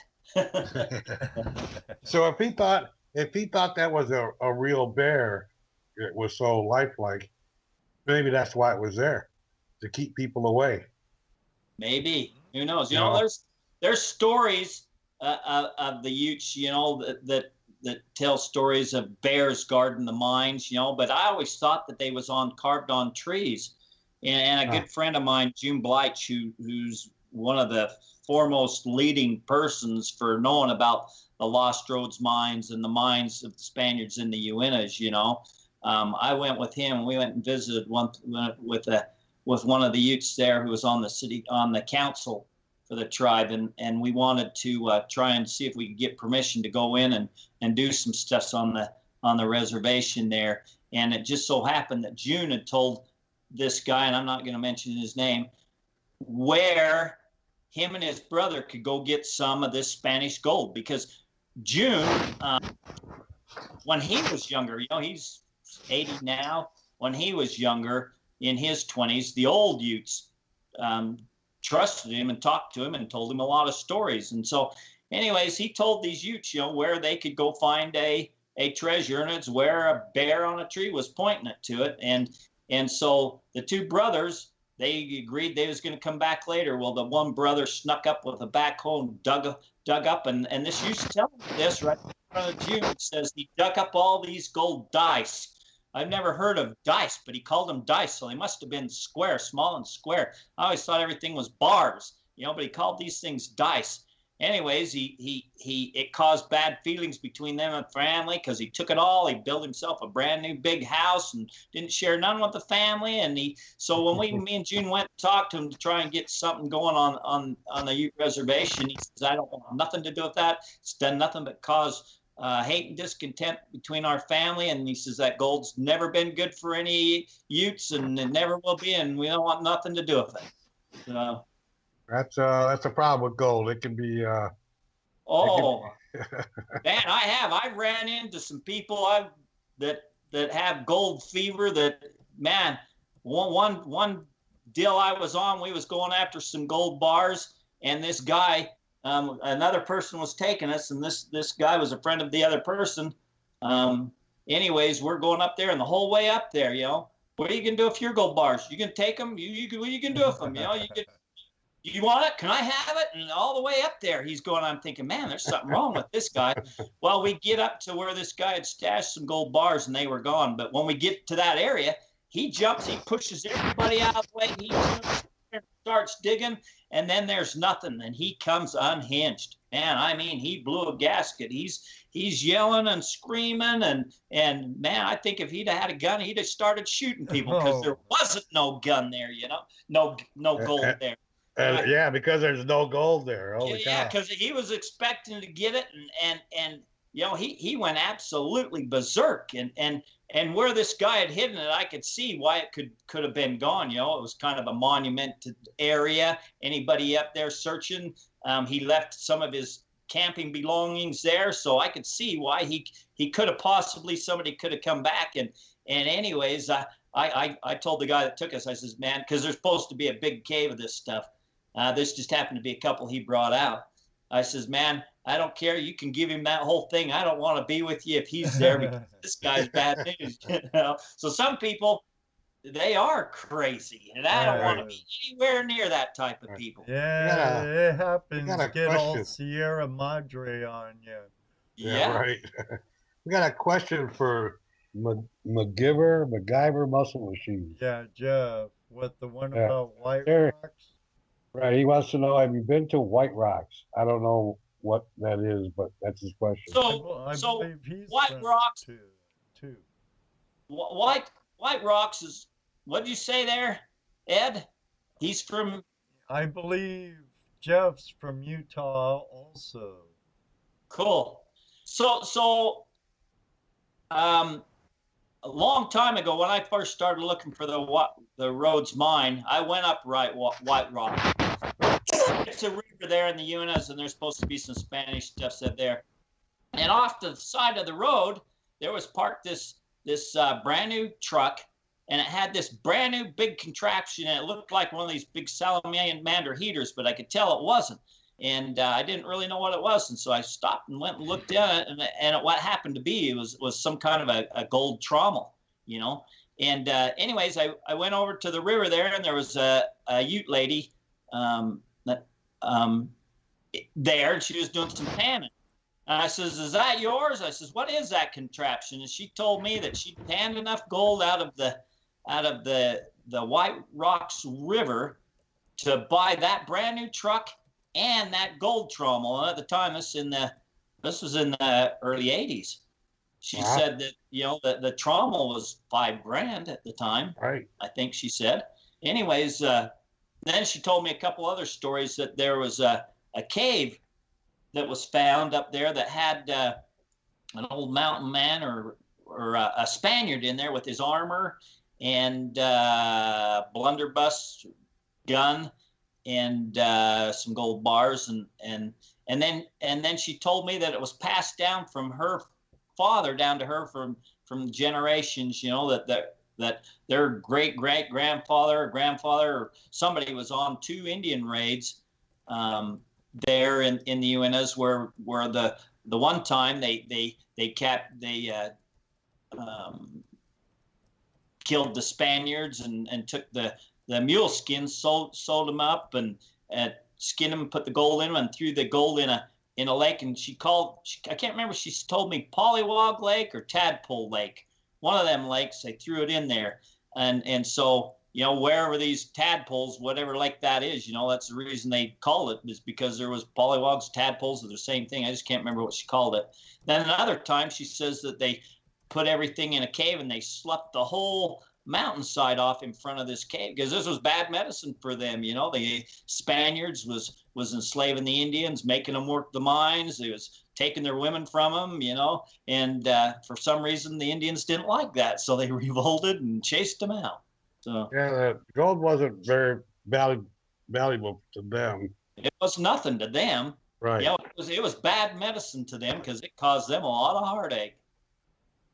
Everybody wanting their gold. Yep. From Spaniards to Antiochnes and Egyptians and everybody wants their gold. You know, I had a lady tell me that you know, we got Skinwalker Ranch out there also. I saw some of your stuff on the Skinwalker Ranch. So that was owned by Bigelow, a billionaire who's got his own space program. The only guy that's allowed to have his own satellites in space, anyways. But it happens, a friend of mine happened to buy that from him, anyways. But where was I going? Oh, this lady was telling me that, and this is way before I knew anything about Skinwalker Ranch. She was telling me that the aliens would come there and get gold and platinum and stuffs for their spaceships for whatever reason, and that there was some of these Nephilims there, and they was also protecting the area from these Nephilims so that nobody would disturb the Nephilims. Well, how true that is, I have no idea, but that's what this lady told me. I was wondering how you pronounce that. Nephilims? I know, that's how I don't know if okay. I have no idea. You know, to me, they're giants, but giants, you know, right? you type in Giants on YouTube and you get the baseball team. You know, so. Yeah, Nephilim. Yeah, Yeah. that's the word. Supposedly the offspring of the fallen ones who, oh, what mountain did they descend to? But they rebelled and bred with the women of the earth, and according to some books that have been stricken from today's Bible.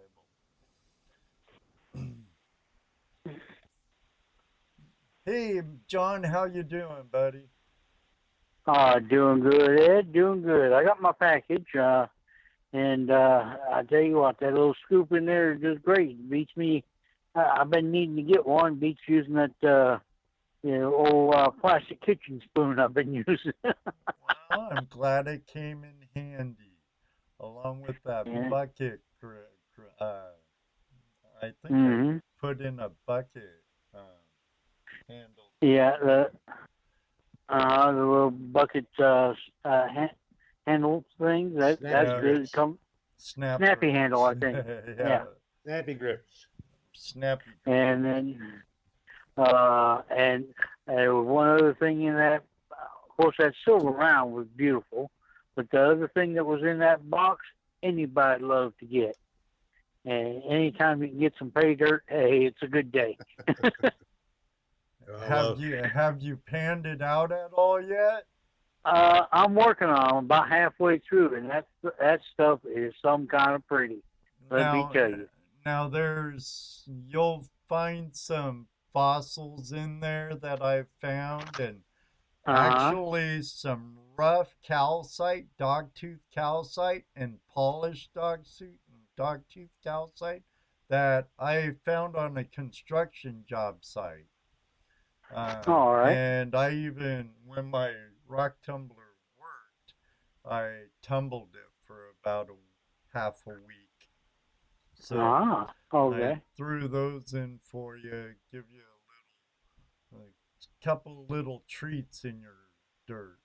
Oh yeah, even found a 22 bullet. Well, the projectile. Well, we were throwing what we found that month into it, along with some other stuff, and you got it, buddy. You got it. All right. Buckshot and 22 nice. slugs. Hey, 22 came from Indiana. Yeah. All right. Over on No Tell 'em Creek. Yeah. Yeah, I was going to say that little bit of Idaho was staying out good. Yeah, Patrick's private Idaho. Yeah. Which is not Idaho. Oh, yeah. I just wanted to call in and let you know I did get the package and say hello to Terry. How you doing, Terry? How you doing? I'm doing great. Sounds like you got a great package there. Oh, I did, and I even got one of Ed's coffee mugs. Awesome. I don't. Very cool. And like I said, just about halfway through painting, I've got the over 10, over 20, and over 40 done. I still got the 60, 100, and minus 100 to go. So I still got plenty of fun. do me a favor, post a picture that I could copy, or if you can post it on the Patreon page, if you would. That'd be excellent. All right. I will do, and like I say, on some of those Egyptian writings, that stuff's pretty interesting there, Terry. There's a lot of interesting things out there that we just don't know about, and archaeologists and that say they're fraud, they're modern, there's nothing to them, and I don't know if I 100% believe them. Some things probably is a fraud, and some things might be modern, but there's some things, man, I wonder. I want to find the truth. Exactly, and also I've always heard rumors, tales, or whatever of a lost Roman legion that got blown off course. That some folks say landed over here, but you never know. Yeah, you know, them Roman artifacts that they found in Arizona, pretty interesting. And every now and again they find a Roman coin. Of course, them Roman coins, you can go back over in Europe and they're all over the place. So whether they was really found here or somebody's planted them here as a fraud, you know, you know, it's hard to say. Well, you can't always say it was a fraud either, too, because they, you know, someone may have brought it with them, you know, back in the 1800s, 1700s and lost it. So, you know, that's always that possibility there. Oh man, and I can't really tell about it, but you're exactly right. There was a jade piece from China that was brought over here. That's all I can say. Yeah. All right. Well, like I say, I'll follow you on, follow your adventures and everything, and it's always something interesting to watch. Well, thank you. So y'all have a good evening. I'm gonna let somebody else get in here. Good luck on your pan and what you got there. All right. Thank you. Thank you, John. Take All care, right. John. So that brings me to a question or an observation, I Yeah, guess. we have another caller. Oh, okay. Go ahead. Nope. Go ahead. Go ahead with your question. I want to hear this. You Better want to not hear be the question? hypothetical. No, that's not a hypothetical. It's one of the things that one of your videos was talking about was those plates. That some of those plates were modern plates, and the explanation was that's how they keep the history going because of deterioration of the older plates, like the coppers and the leads and stuff like that. So you can't always say that a modern find is fake. Yeah, you're exactly right. You know, I was researching and found a book that was written in 1850 by George Copway. That was his white man name. I can't pronounce his Indian name, but he was the chief of the Ojibwa Nation. And the Ojibwas had 3 sets of sacred records that was given to them by the Great Spirit after the time of the flood. And these was passed down for over 100 generations. And his uncle's best friend was a watcher of some of these plates. And there was, I can't remember, 10 or 15 of these watchers. And they would sit around and tell the stories that was taught to them over and over and over and over again. So they had them memorized perfectly, he said. And then every 10 years, they would dig them up and check them out. And it was buried 10 feet deep. It was in a cedar log that was hollowed out. The cedar log was smeared with pine pitch to keep it waterproof. They put goose down in there to keep from banging around. They had the records in there that was made out of birch bark, slate, gold, copper, silver, and they would every 10 years they would dig them up, and the ones that were deteriorating, like the birch bark ones would, they would make exact replicas of them and to replace them, and then they would take the ones that was deteriorating, and they would share it amongst each other and use them in their sacred ceremonies. You know, and he never knew a thing about this. He was the chief of the Ojibwa Nation, and he never knew a thing about this until his uncle's best friend told him about it. You know, and I work with a lot of Navajos, and so I get to hear a lot of great stories. But I worked with one that her grandmother was the caretaker of the records that was passed down to her.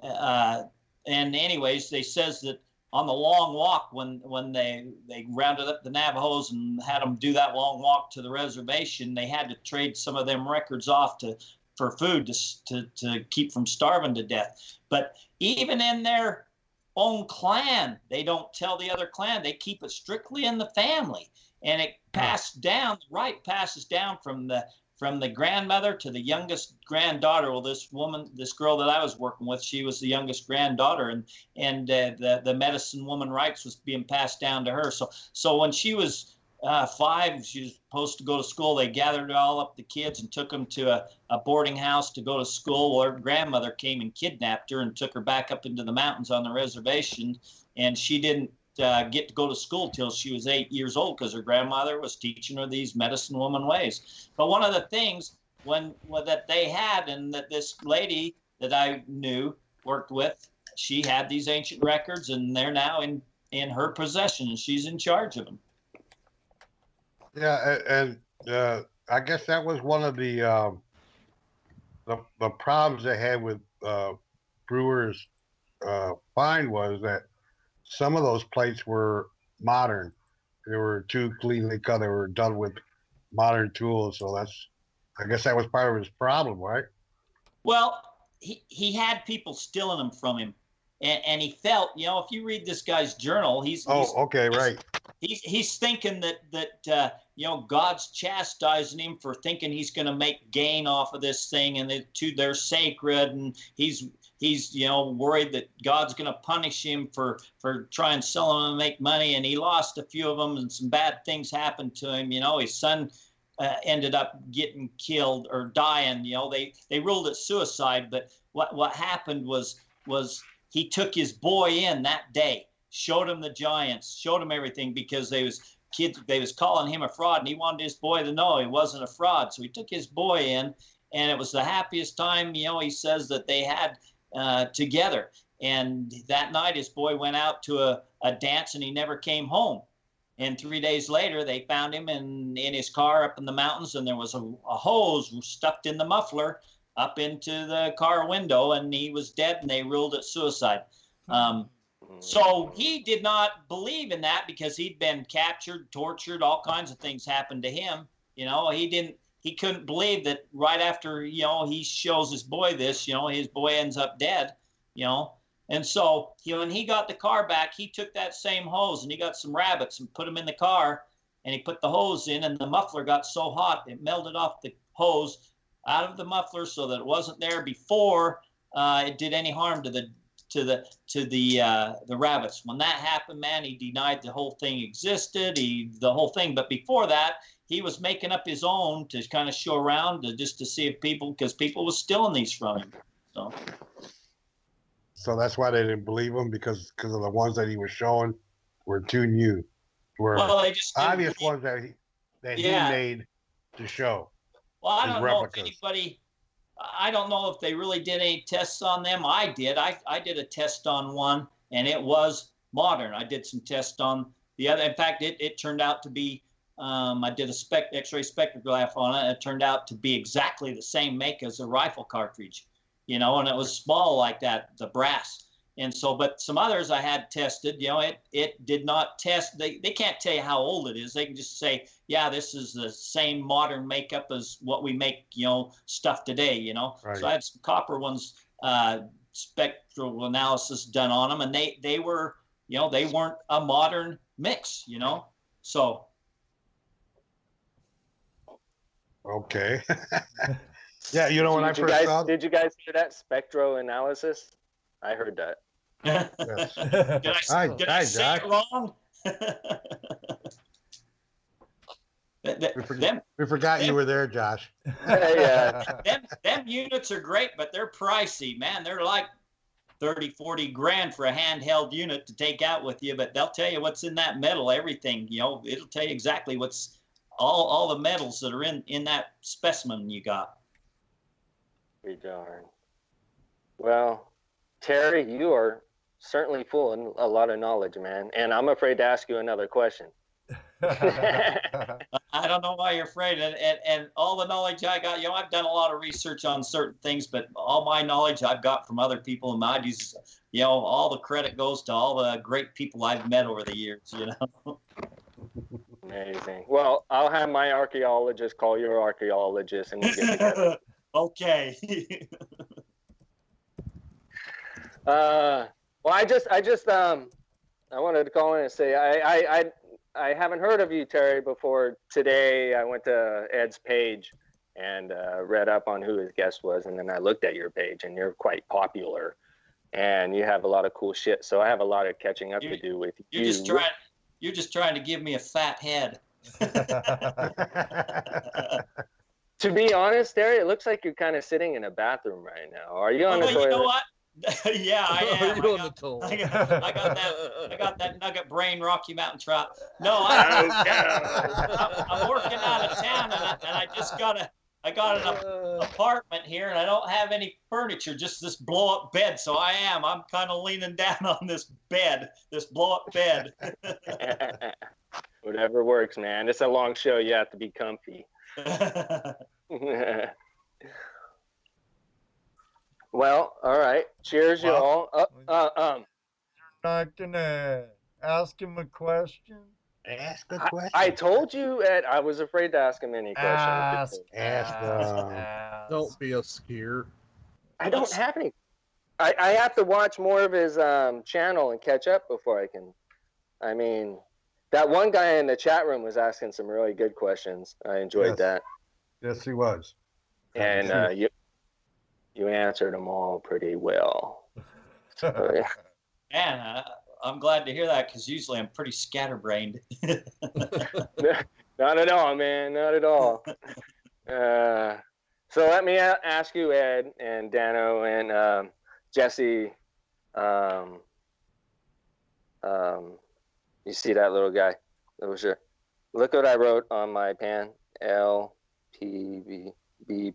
prospect. I don't know what it is yet, but it's there. I'm gonna think about my it. understanding is you may be a candidate. Yes. Hey, Josh, send me your address on Facebook, okay? Okay, will do. My All right. address? Oh, yeah. Mailing address, P.O. Box, whatever. Okay. Because I'd have to send you something for you to be officially a member. Is it like, do I have to, It'll all be clear. It'll all be clear. Oh man, I can see the nugget blowing challenge, man, is going to be hit right onto you. I can see that right now. With not nuggets, man, with flour gold. Yeah. Try to pan that out of your crap. Yeah. I do that all the time with Goldschlager. It never comes out your ass. It never does. But understand, Josh, there will be a price to pay. There's always a price to pay when you want to be in a cool club. Yeah. I wouldn't expect anything else. Well, we will have to discuss that. Yeah. That's great. Well, we'll get all of us into a group chat on Skype here in the near future, like Adam was saying, and we'll take care of that. Yeah, Adam goes to bed really early now when he's on the East Coast. Yeah, well, he has to wake up and play with concrete all day, so. Back to work, Adam. Better him than me. All right, brother. All right, guys. Terry, take care, man. Nice meeting you, Ed. Thanks. Nice meeting you. All right. I'll catch up on all your shows. Everyone, take care. Take You care, too. buddy. Thanks for calling, Josh. Prospector Josh, another YouTuber prospector from the Mother Lode. What's your YouTube channel, Josh? Am I still here? Yeah, you're still here. All right. My YouTube channel, it's just Prospector Josh. Prospector Josh. That's it, man. That's all. Oh. Right on. All right. Take care, Terry. Have a good one. Until Hey, your thanks. next rad adventure, brother. Have a Thank great you. one. He always forgets to hang up, though. I know. I can't figure out how to hang this damn thing up. Press the red phone. Press that button. That one. Hey, Ronald, how you doing, buddy? Hey, Ed, how you doing? This is Ronald from Minnesota, for those who Hey, didn't Ronald. Hey, Ron. Terry, Hey, nice buddy, to have you on the show. Thank you for being on the show, and Josh, you're still here. No, he's gone. Well, thank you guys for having me, and thanks for listening, Ronald. Yeah, you're welcome. And I had a little computer problem. My computer decided to take a crap in the middle of the show, and it just came back on towards the end of the show. But at least it got back on, and I can watch the archives later. Ed, can I tell them about my channel? No. Heck yeah. I don't know. Yeah, go ahead, buddy. I have a little radio station called ERT Radio, which is my name on a channel here, and I have www.ertradio.com. But I like to share people's websites and videos and all kinds of crazy stuff on my page, on my website. And I also do a YouTube channel, of course, and I do some interviews. I'm going to start doing some interviews this week. So that's something I'm going to be asking Ed for some help with, if he wants to be part of that. And I know everyone's kind of busy and they all got a life, but I mean, if you have some free time, we can talk about it and we can get some other help then for some interviews, you know, and get some things going on. I'm going to be doing a lot of things with paranormal stuff and UFO stuff and some prospecting stuff. So all kinds of stuff. I know some musicians. I know a lot of prospectors.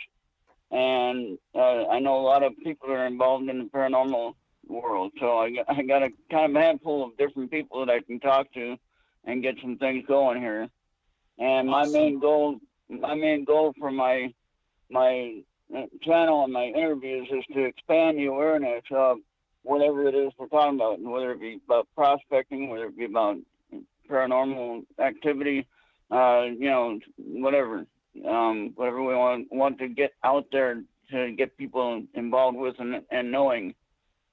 So that's my main goal.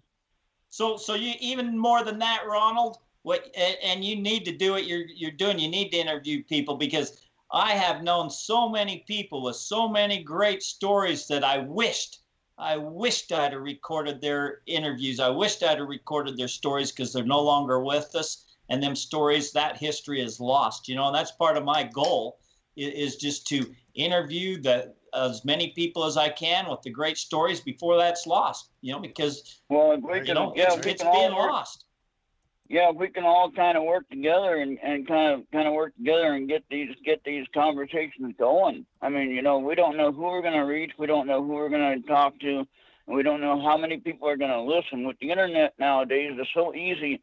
I still believe, I remember the old days of selling, when you used to have to go to door and sell things, you know, or you'd have to go to person, you know, and talk to that person directly and try to sell them a vacuum or sell them a pair of shoes or whatever, you know, whatever it was you were selling. Okay. And I tell you, it was not very easy to do that.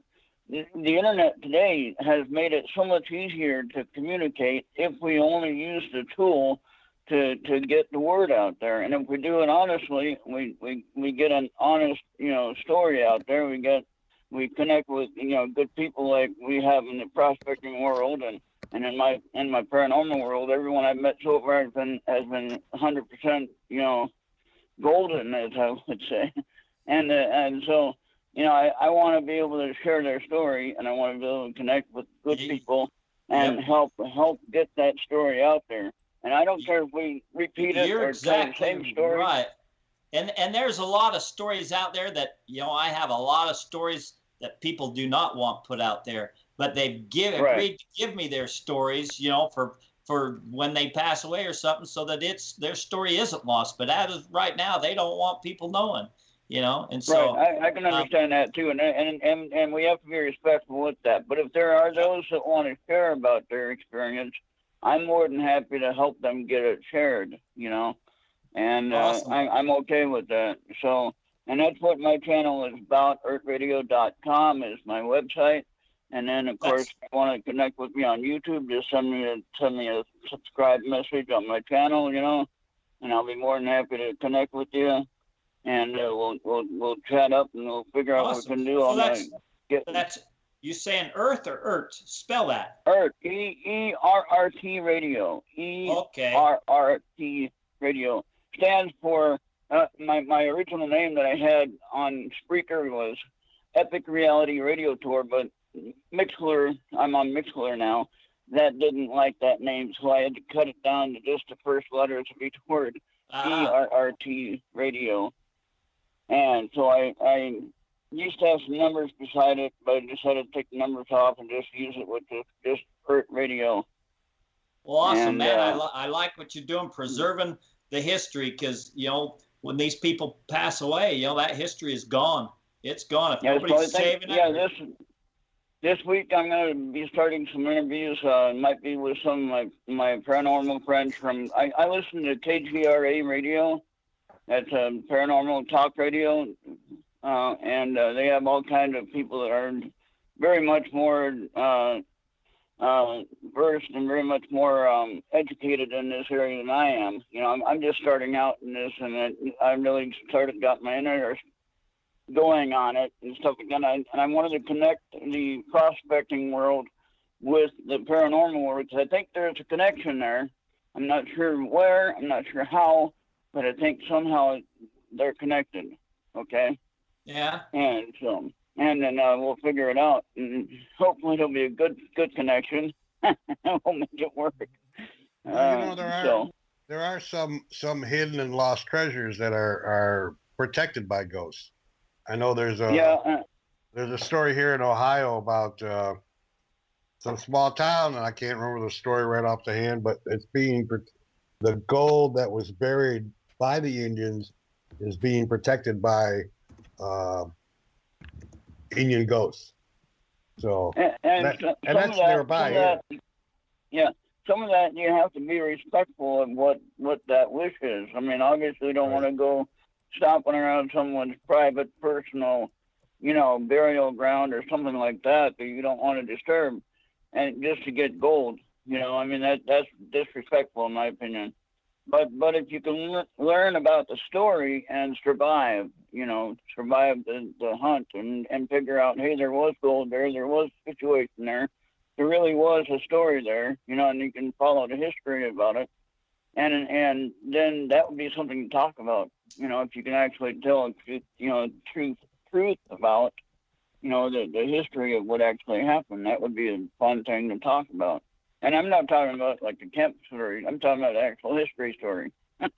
Right. That's my idea, So, but if we can talk to some people that we know personally that have had experiences and they want to share what they come across, whether it be a wild animal that they come across when they're prospecting, or they've seen a UFO, or they've seen whatever, I don't care. I'll listen, and I'm still a skeptic. But I'll be a skeptic until I see one. But no, I mean, you and me both. You and me both. Yeah. I think it's possible, but if they're real, I want to see it for myself to know. I don't want to take anybody's word for it. I want to see it myself. and that's one of the reasons. That's one of the reasons that I don't tell my stories, because I know they're fact, and I know what I saw, but there's no way that I could. There's no way that I could present a story that you would truly believe unless you were there and you saw it yourself. And I know that. And that's what my own personal experience that I've had, when I was in high school, but I'm not going to go into it, but I had an experience, and that's all I'm going to say. And then I've told this story, though, a couple of times on KGRA, on a couple of different shows. And it's like trying to explain to somebody that never experienced it. They're like, oh, that's BS, that didn't happen. Come on now. Right. And even if they know it happens, okay, I've had people that have had similar experiences of what I was describing, and I've had people tell me, oh, that doesn't happen. No, that's not real. That was your imagination or whatever. But then I've had other people that have studied this stuff and said, oh, it does happen. And that gives me a confirmation that, I was not imagining things when this occurrence happened to me, And so that's part of what I want to try to get a little more open with being able to share stuff like this, and being able to talk to people. And that way maybe we can feel more comfortable about sharing our story and not feel so closed out. That's what I'm saying, I guess. But anyway, it's good talking to you, Terry. You might want to get a hold of Jeanette Matasha Lucas. She's on Facebook under her dad. Her dad, I don't know if you guys know who Louis Matasha was. He was a famous treasure hunter, dowser. He even taught during the the war. Jeez, my mind went blank. Type that name in the. Can you type that name in the chat there? He's I don't know. not, He's not he on don't here. have I'm not hooked up, but if you go to Facebook and look up Louis Matacia, LOUISMATACIA, anyways, and talk to Jeanette, his daughter. Jeanette's a paranormal person and has some great stories and be great for you to interview. Oh, there you go. Yeah. She has a cousin, Eric Perry, who's on Facebook, who's in charge of Haunted in New England, Paranormal in New England, or something like that. So. Yeah, I went to New York and went there for Pine Bush paranormal conference that they have. My friend that's producer on KGRA radio. He actually invited me to go there, and I drove all the way to New York, and it was a 20-hour drive or so, 20-some-hour drive. And as I was getting there, that's when the tornadoes hit that whole area, and there were 3 tornadoes that touched down on the whole area. There were 5 people that died in that whole storm system, and one of them was right down the road from my friend's house. But what was weird was here I was driving. I couldn't turn around and come back home. I had no choice. I had to keep going to my friend's place, you know.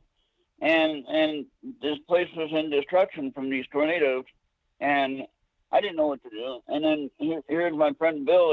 He's got no power for a week, and he's on a generator, you know, and he's cutting down trees. I got some video on it on my page, and it was just, you know, like, what do? I don't want to go back home again. And Bill said, come on, just, you know, we'll figure out something. And we still had a good week of it.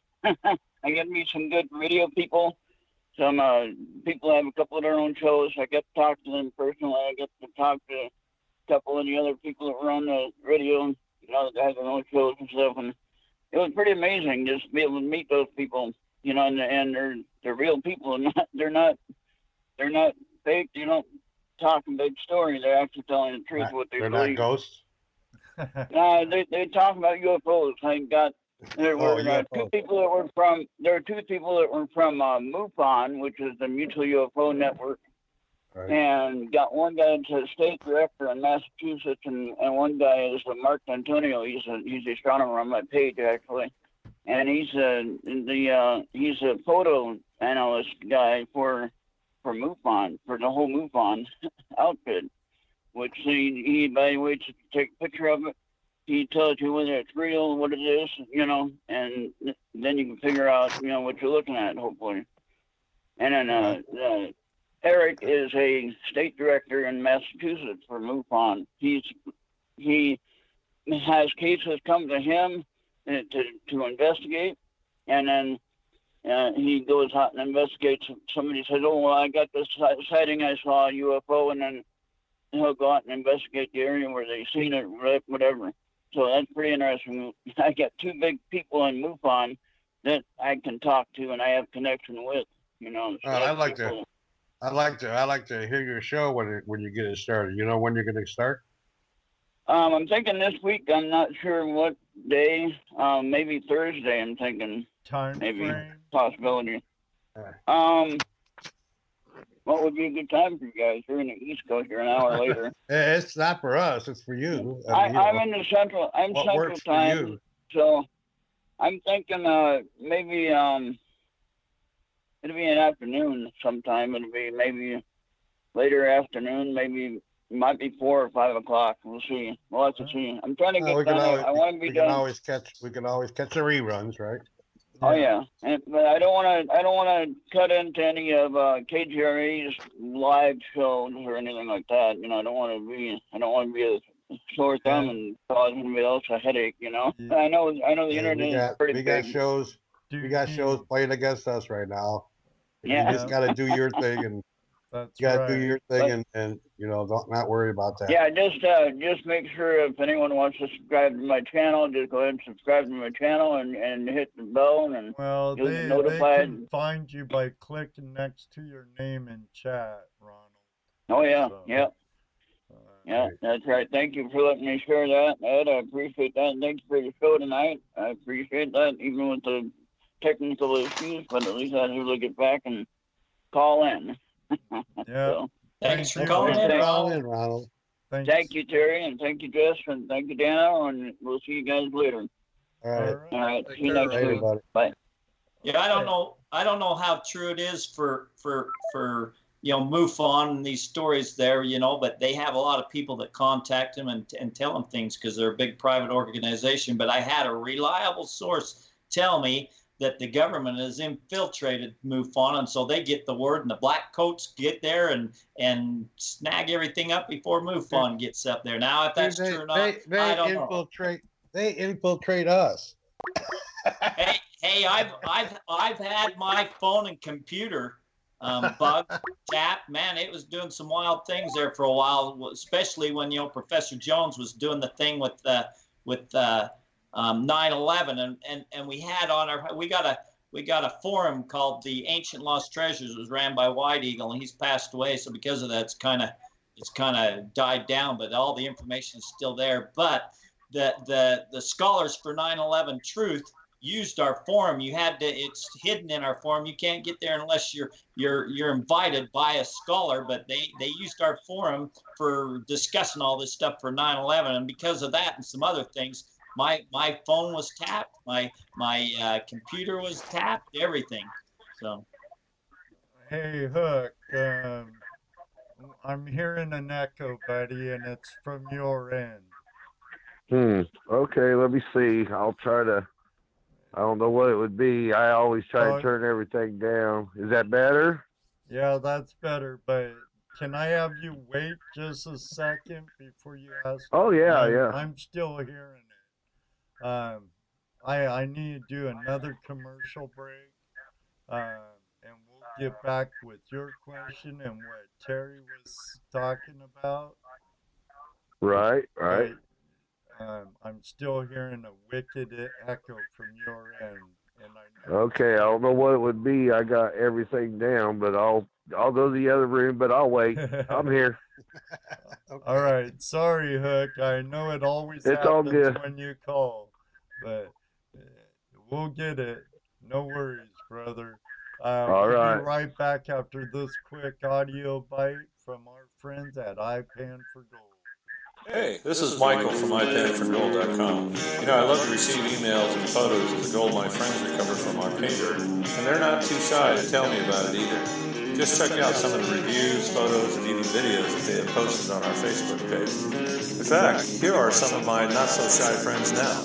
I'm Aaron, and I pan for gold. I'm Caleb, and I pan for gold. I'm Ed Martin, and I pan for gold. I'm Erica, and I pan for gold. I'm James, and I pan for gold. I'm Jen, and I pan for gold. I'm John, and I pan for gold.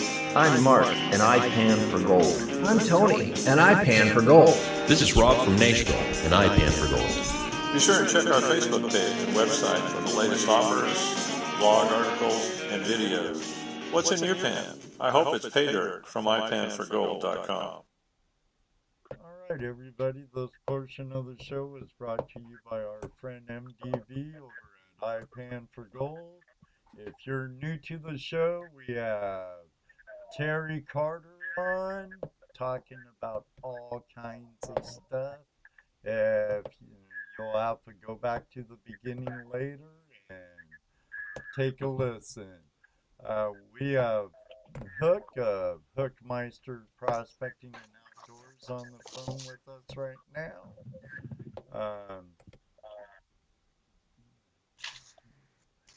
Shoot with your question, or if you want to wait to finish what Terry was talking about. I think I was done. Okay, well, that's all good. How you doing, Terry? I'm doing great. How are you, Hook?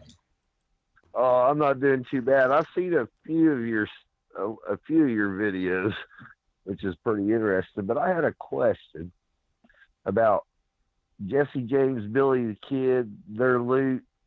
Have you ever thought about investigating that? I know hundreds of people that's tried. It has anything newer like that interested you? I mean, I'm just really curious because I kind of like that Indian stuff. So it all interests me. Billy the Kid. They thought that he didn't really die. He was that guy, and I forget what they call his name, and he died in the 50s or 60s, I think.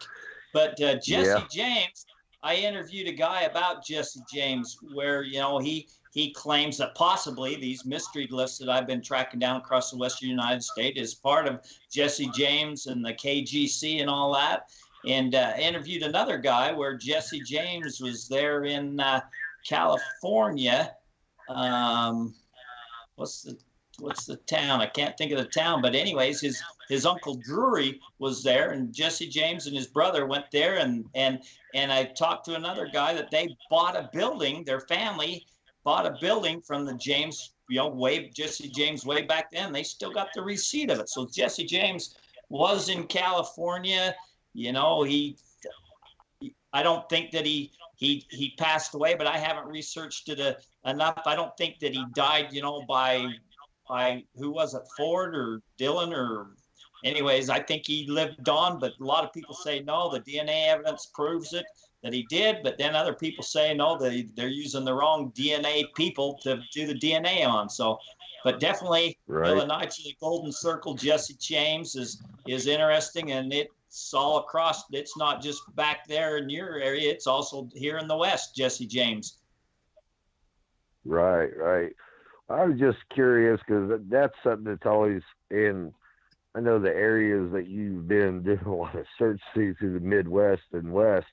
They went through there, so I've just always been curious about how. I just wanted to hear what your outlook was on toward that, because that's something that kind of catches my attention. I'd love to be able to do something like that one of these days. My wife's been getting into metal detecting and stuff, and cool. You know, I just like that Western stuff. Yeah. Wasn't he supposed to be buried? Didn't he? Well, the story goes that he buried gold all over for the CG or the KGC.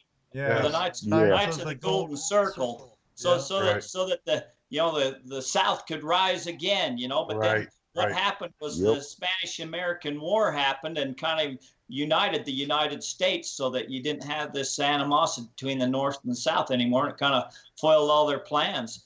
But supposedly there's treasure buried all over the place, and Jesse James supposedly buried a lot of it. In fact, Hillbilly Bob Brewer, when I first had my first website back in the early 90s, you know, he contacted me. He had a book, something about the Knights of the Golden Circle. I can't remember, but he told me if I knew it was good for me, I would take these pictures of the mystery glyphs down off the website, because they were Knights of KGC symbols and they had to do with the treasure. So who knows if that's true or not, but definitely, you know, they speculate, or they say that Jesse James was, you know, one of the big guys in the Knights of the Golden Circle. So.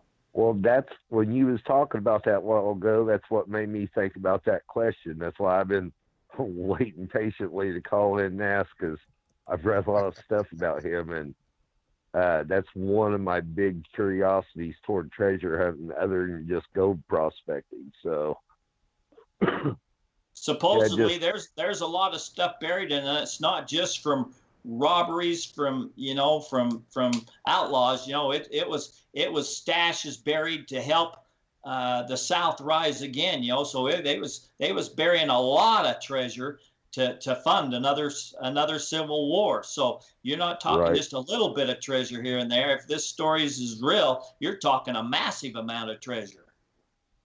Well, you definitely got my attention now, because I just been big on that. It's one of my things, like Huck Finn and Tom Sawyer, you know. Yeah.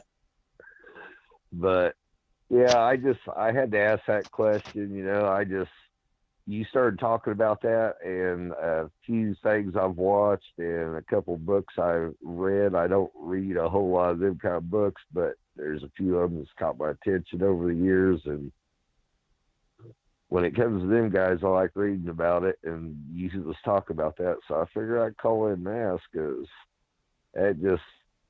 I was hearing all these other questions, hearing people talk about other stuff. But that's all. I just couldn't get that out of my head, so I had to call in and ask you and see what you thought. That's you know, I'm researching and studying and looking for so many things that I just do not have time to check everything of them out. But definitely Jesse James is one that definitely needs to be checked out. there's something big went on there. Yeah, there's a lot of stories about him. So many. I mean, they go many different directions. So I just thought I just had to ask.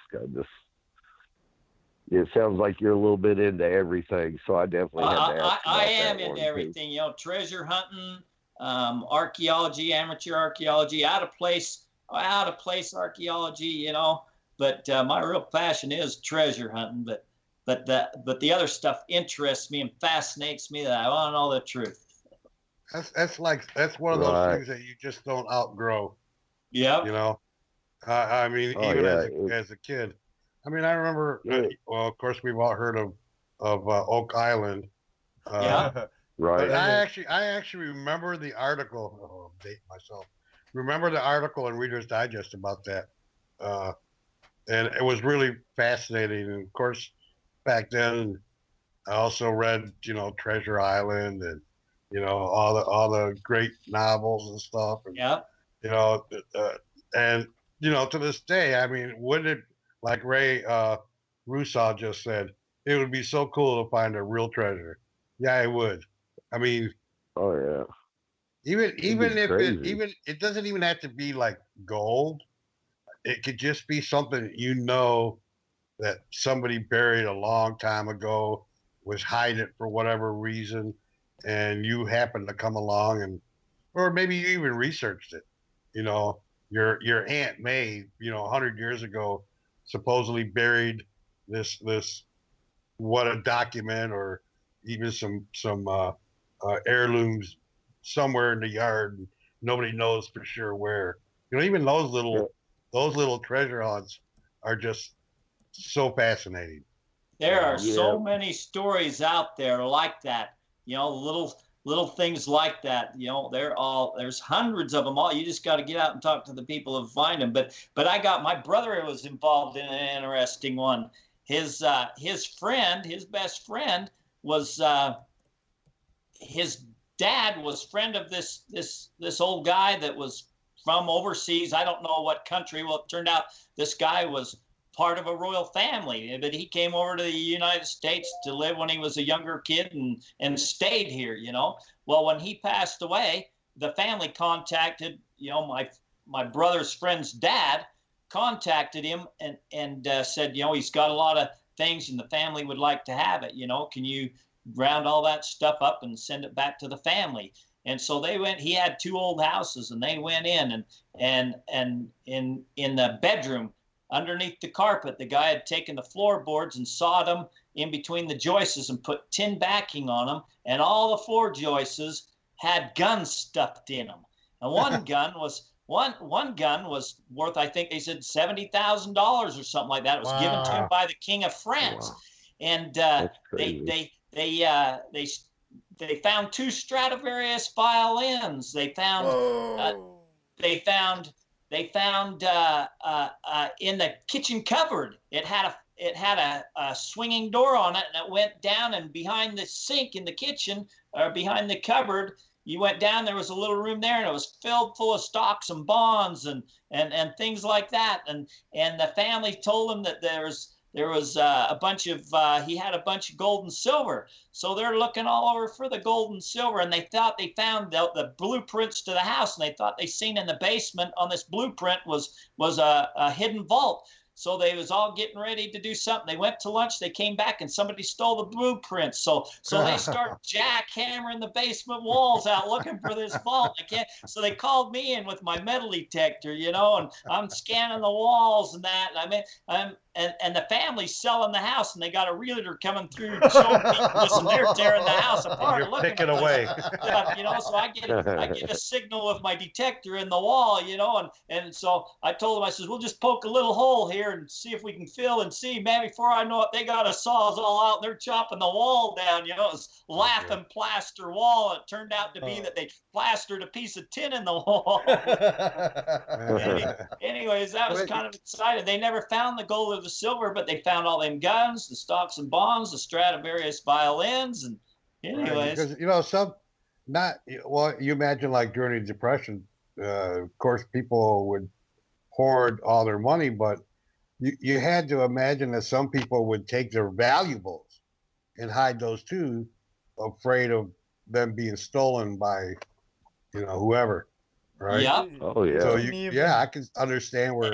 And a lot of times they'd hide them in the house, but a lot of times they wouldn't hide them in the house just in case, they lost their home in the Depression or something. They wanted to be able to get to it, so they'd bury them out in the backyard under the steps or someplace like that. Yeah, there's all kinds of stories like that. Old family pictures with money in the Oh, backing, the paper backing of frames, and it's amazing where you find stuff. Yep, I had 2 guys come to my house that one of them wanted to go prospecting, the other wanted to go metal detecting, and so they went up in the mountains, and the one started metal detecting while the other was prospecting, and he found this jar, and it was a small old mason jar, and it had some silver dollars. It had a 1935 silver certificate dollar in it. Had wheat, or had Indian head pennies, buffalo nickels, dimes, and it had a key, a skeleton key, and it had a little note, and the note says, "Ralph, to the tree from the pole, something. They couldn't make it all out, 2 feet down."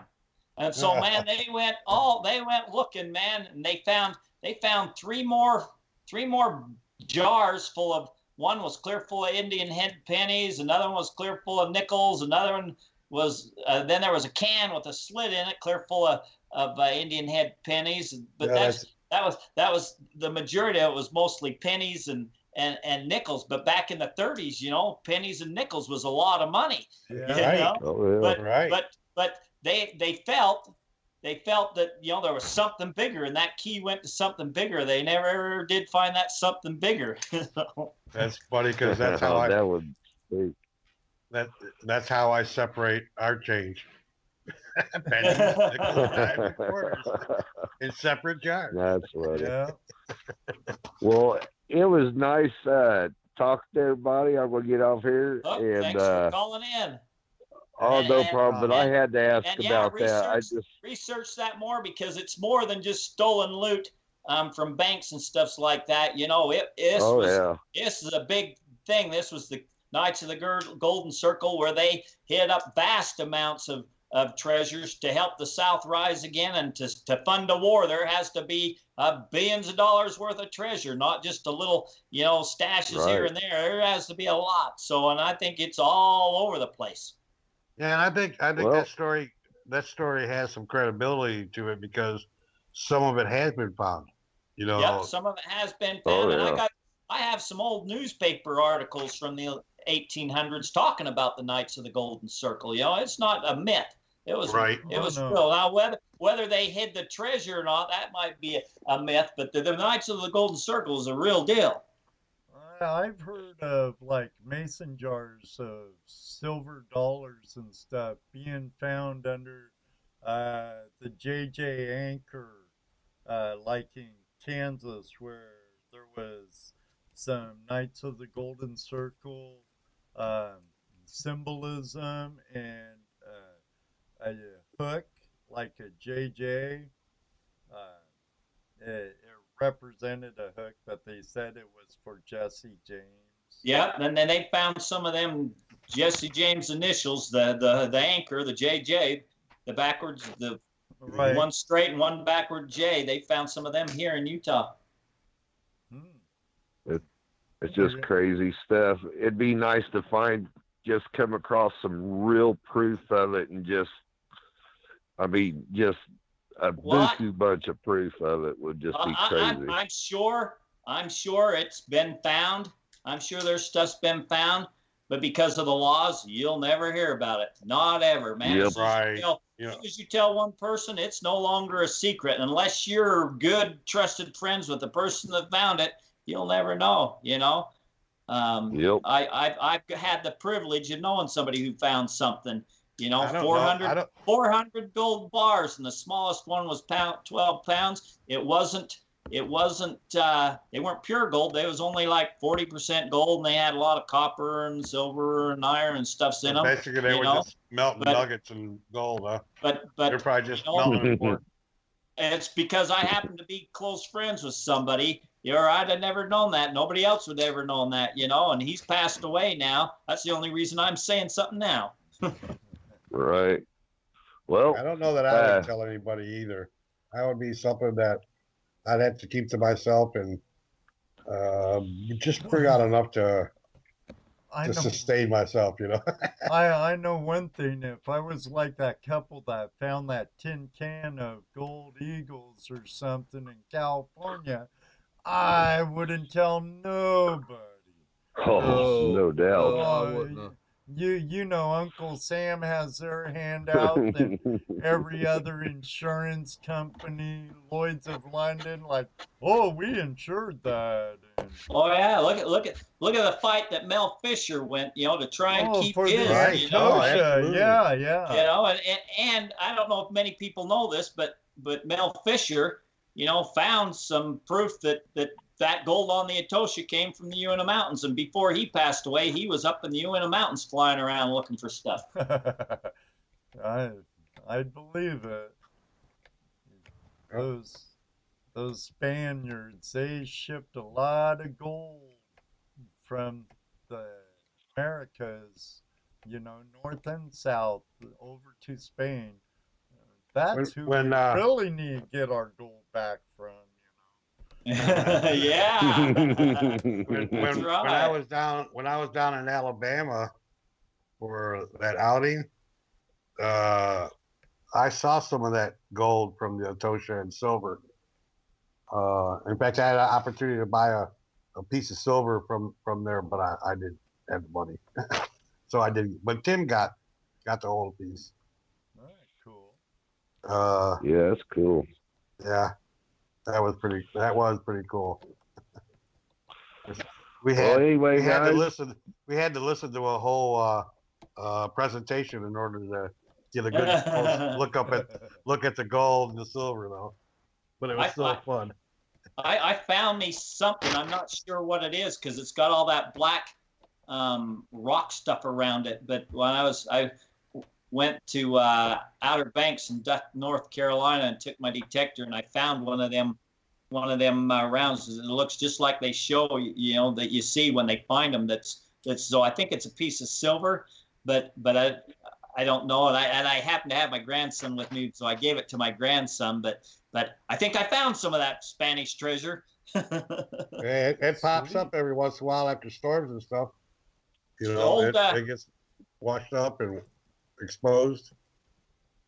Yeah, old Captain Steve Chupay from Florida, man, he's passed away a long time ago now. But man, he found a signal cannon there in Florida. It's a small cannon, but it was made out of gold, and they figured that it was spray painted black so they could smuggle it in, so they didn't have to pay the King's Fifth on it.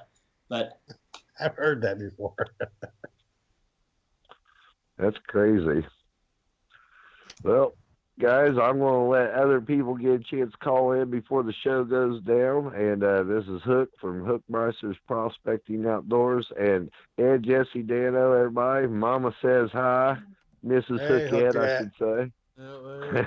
She's waving. Tell her to get that detector by that foundation by the bridge on the wagon trail. I think that was a trading post. I just feel. Oh, yeah? I'm thinking so, too. Yeah. And well, I tell you what. They could have had stashes all around that somewhere. Oh, I know. That's why I need to get you guys back down there sometime, especially now that the water's down. You guys ought to see the trench I got going down there right now. And I'm heading toward where you guys were digging, and wow, the gold's really good. So yeah. You ordered all that rain just for our trip. Oh no, I didn't either. The water up, all right. buddy. We'll get back down there, brother. Yeah, you guys take care, and great guests tonight, and thank you for all the information you've put out there tonight, Terry. You got a lot of good information. So well, thank you. I sometimes I'm real scatterbrained, so I don't know how it's coming across. But thank you. Well, on Facebook, it's Hookmeister Prospecting Outdoors. Just look me up if you get a chance. Awesome, thanks, Hook. All right, see you guys. Take care, buddy. Thank you. See you later, Hook. Thanks for calling in. I actually found a treasure today. What? Yeah, I was at Walmart's and I went by the Coinstar machine. There was $1.39 in there. Cool. Yeah, no, $1.49 in dimes, nickels, pennies. Loving it. Yeah, Hey, a treasure's a treasure, right? that's right. I said, let me go look at that change area there. Go look at that machine. Sure enough, man, there's a ton of change in the bottom of that, so I grabbed it up. I want to start doing that more often. I've been checking the one at Myers when we go, but it's always empty. Hey, treasures are where you find them, right? Yeah, that's right. That's exactly right. And one man's trash is another man's treasure. That's exactly right. Yeah. So it's we're going on. We're going on 3 hours, and Right. I'm sure Terry needs to. He hopped on straight from coming in the door. So I'm sure he wants to get freshened up and relax and get ready for tomorrow. I'm sure my producer would appreciate Well, I appreciate you guys, man. I'm honored that you'd even think of having me on because, I'm a nobody compared to the people you've had on, and thank you for even thinking about me. Well, no, it's been our pleasure, And then after, like I said, I've been binge watching your videos that you put up, and I got more to watch, and I got really. Wife kept going, "What are you watching? What are you watching?" But I kept watching. I do like the interviews that you did. Some of that one guy talking about Brewers. What do you call it? A cave or Brewer's Cave? Yeah. Yeah, cave. That guy was pretty interesting. He had to really search for his memories, though. I noticed. Yeah. that happens. That happens when we get that old. It does, man. Most of them people are all passed away now, and yeah, and that's why it's important to preserve history, preserve these guys' story because when they're gone, them stories are gone. Right. We do have a question from Ray, but I just told him to call in real quick because he's a hoot. He's a hoot and a really good guy, Terry. Awesome. He's from Juneau, Alaska. If he does it. He's been having internet problems tonight, so I don't know. I'm from Alaska myself. I was born in Fairbanks, Alaska, but that was just it. I was just born there. My dad was in the military there, and that's it. That's the only claim I got there. And here he is. All right. Hey, Ray, how you doing, buddy? Hey, Ray. Well, hello, Mr. Ed Marvin, and to our special, fantastic guest, Terry Carter. How you guys doing tonight? Well, I'm doing great. How's it going, Ray? Well, I just kind of, I hadn't never heard of this Terry Carter either until your guys' show, and I went ahead and I jumped over onto opened up another window, and checked it out, and I seen it's already starting to talk about pyramids. Now, that got my spark. I've always been interested in pyramids and the power of the pyramids and all that. And since I haven't been able to watch any of his videos, what's he got to say about pyramid power? Since he's the archaeologist kind of guy. Well, I don't know that I'm an archaeologist kind of guy. I just have an interest in the out-of-place archaeology stuff. And I don't know, I've heard stories about the power of the pyramids, the healing powers and things like that, but I really don't know a lot about that myself. Supposedly in the UNAs, there's supposed to be a pyramid that's been buried and hidden. But other than that, I don't know a whole lot about pyramids. Okay. Yeah, I just, like I say, I was just going through your video, or just going through the video list real quick and seen something about pyramids that, or the Egyptians were in America, in Southwest America. Now the Egyptians, whether either it's a fraud or it's a real, but if that fraud's scattered far and wide, they've found Egyptian artifacts all over the place. So I think, I can't prove it yet. I don't know for a fact, but I think the Egyptians were here, Well, so what kind of time period do you think they were here? I mean, how long? I have no idea. I think that there was intercontinental travel between the old world and the new world.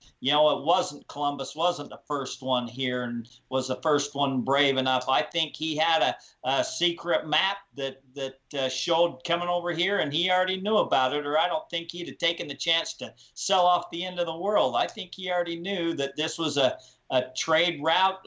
There was things happening here, and that for whatever reason that trade stopped, and I think there was all kinds of cultures here. The Egyptians, the Phoenicians, the Vikings, I mean, if you just think about it, and Thor Heyerdahl and the Kon-Tiki, he proved that that you could just follow the tides and the winds and get over here and back, and if you're a seafarer, if you're living on a coast somewhere and you're a seafaring person, you're gonna even if it happens by accident, if a storm or something blows you over to someplace else, you're going to that edge. Yeah. You're going to the edge. That was interesting what you said about Columbus, because when you think about it, why would a country spend that kind of money that they spent to furnish him with his boats and his men and all that for no promise of a return? Back at the time, back at the time, it's you're gonna fall off the edge of the world, and you just lost all your money. That's for sure. That's what they believed, So yeah. Other than I think there was a few small circles that knew that there was something more over here, but the general public, it was hidden knowledge, just like we got today. Hidden knowledge. Why do they want to hide this stuff from us? I don't know why. I guess they hid it from them back then too. Well, unfortunately, I think it all comes down to religion. I think you're right. And if religion was to be proven wrong, they could no longer control the masses. Is it? You could say the same thing. Wrong or proven right.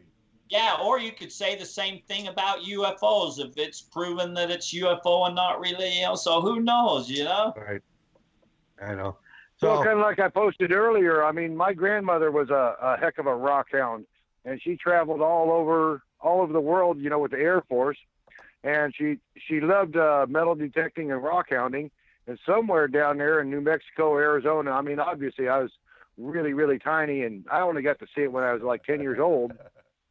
But she found, I don't know, the darn thing I seen, the thing is probably close to, maybe not quite as tall as 6 inches tall, but it was definitely bigger than 3 inches.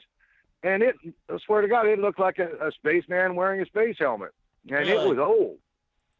Some sort of like an Indian artifact that somebody had carved way the hell out, and she found it way the hell out in the middle of the desert. Wow. That's cool. Back to your pyramid healing, and rocks, Utana Jessup, who man is a great friend and one heck of a researcher and smart girl, and runs the Ancient Historical Research Foundation. She her daughter got a big bruise on her leg, and she heard about certain rocks would do certain healing, so she got some of these rocks, and I don't know what kind of. I gotta have her do a video for me, but she put them rocks, taped them to her leg, and then when they took them off, man, right where these rocks were, the bruise was gone. It left circles of the rocks. The bruise was completely gone, except for where the rocks wasn't. So that was really interesting. So there might be something to these healing rocks and stuffs. Oh, I think there's a whole bunch out there in the world that we haven't even came close to finding out about. But we keep on looking, guys like you and me and Square Nail Bob over here, yeah, he's out there swinging that swinger all the time. It's all You know, of us. man. we're gonna find them treasures. It's all of us, and it's a team effort. And thank for new technology and YouTube and that, man. We can get the information out where before, man, you couldn't. Right. No kidding.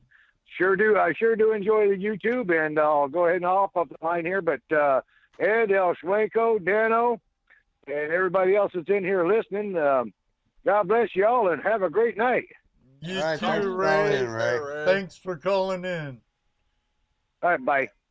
Hey, Terry, MacGyver Muscle Machine wants to know if Carrie Sanab rings a bell. If who? Carrie Shanab? Yeah. Yeah. That's the Sacred Ute Indian mine that, is part of the Lost Roads mine in the Uintas. And there's supposed to be enough gold there to pave the streets of New York, pay this national debt off. It's supposed to be a massive, huge amount of gold there. Well, let's go get it. I'm ready. I spent a lot of time looking, and there's a lot of books on it. And I finally decided a long time ago that the books are great stories. But a couple things, either the authors put them there because they've exhausted looking for the information they had. Two, if they are still there, you got everybody and their dog's going to be looking for the same thing. And so, I just kind of didn't quit looking where the stories pointed you. And I started looking in other areas and looking for things that weren't natural, depressions in the grounds, rocks that lined up that weren't there, wasn't put there naturally. Just started looking for things that weren't natural. And unless I had some personal knowledge, proof of some things, that are in the books, then other than that, I stayed right away from them stories. I guess that was kind of the question I was asking you earlier. What makes you decide what stories to follow, which ones not to follow? I mean, you got to have some kind of idea.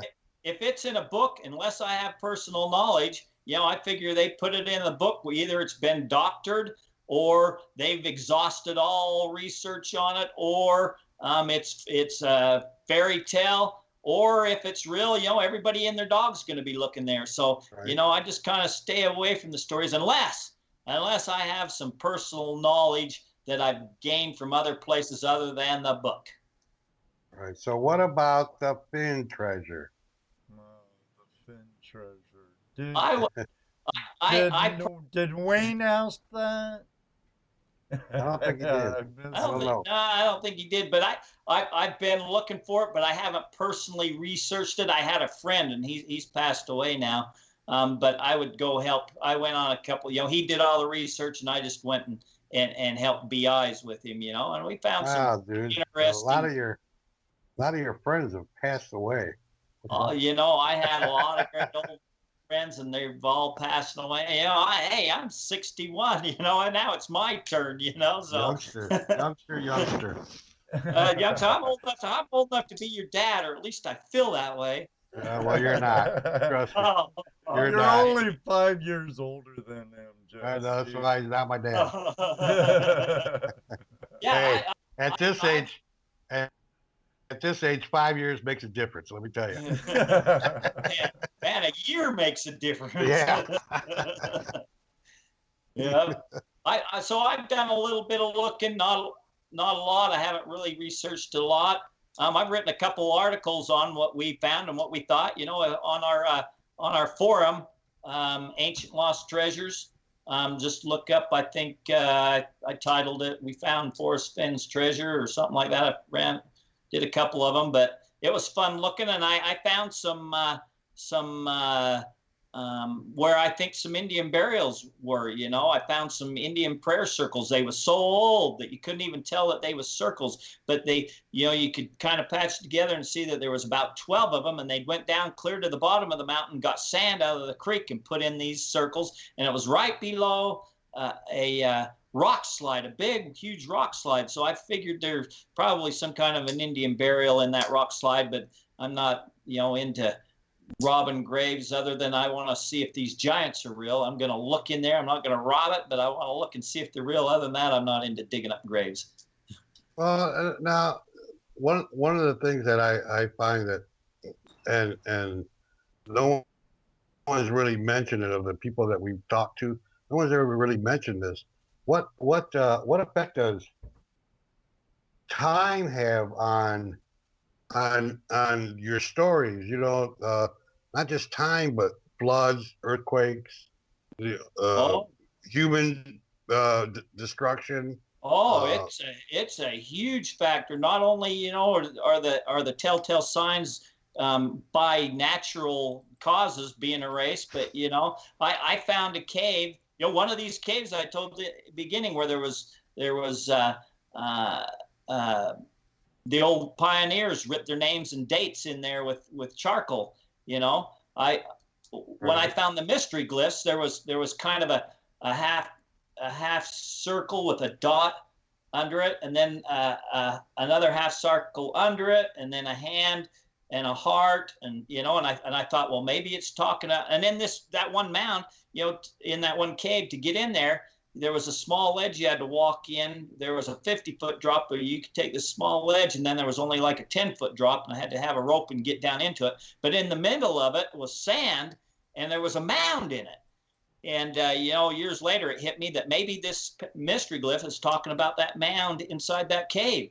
So I went to go back up in there, and a big rock had fallen out of the ceiling and blocked off the way to where I could go to where it was only a 10-foot drop off. And I didn't think that without ascenders, I didn't want to go off that 50-foot drop off. So I went and waited, you know, it was a couple years later before I went back, and I got some ascenders and took Shem and Utana Jessup with me, and we went in there, and the ceiling had fallen down, and it was just barely hanging where there was still an opening we could have got thrown through, but them rocks was if you'd have kicked one of them loose, man, the whole thing had come down, and you'd have been in your own tomb, man. You'd have been entombed.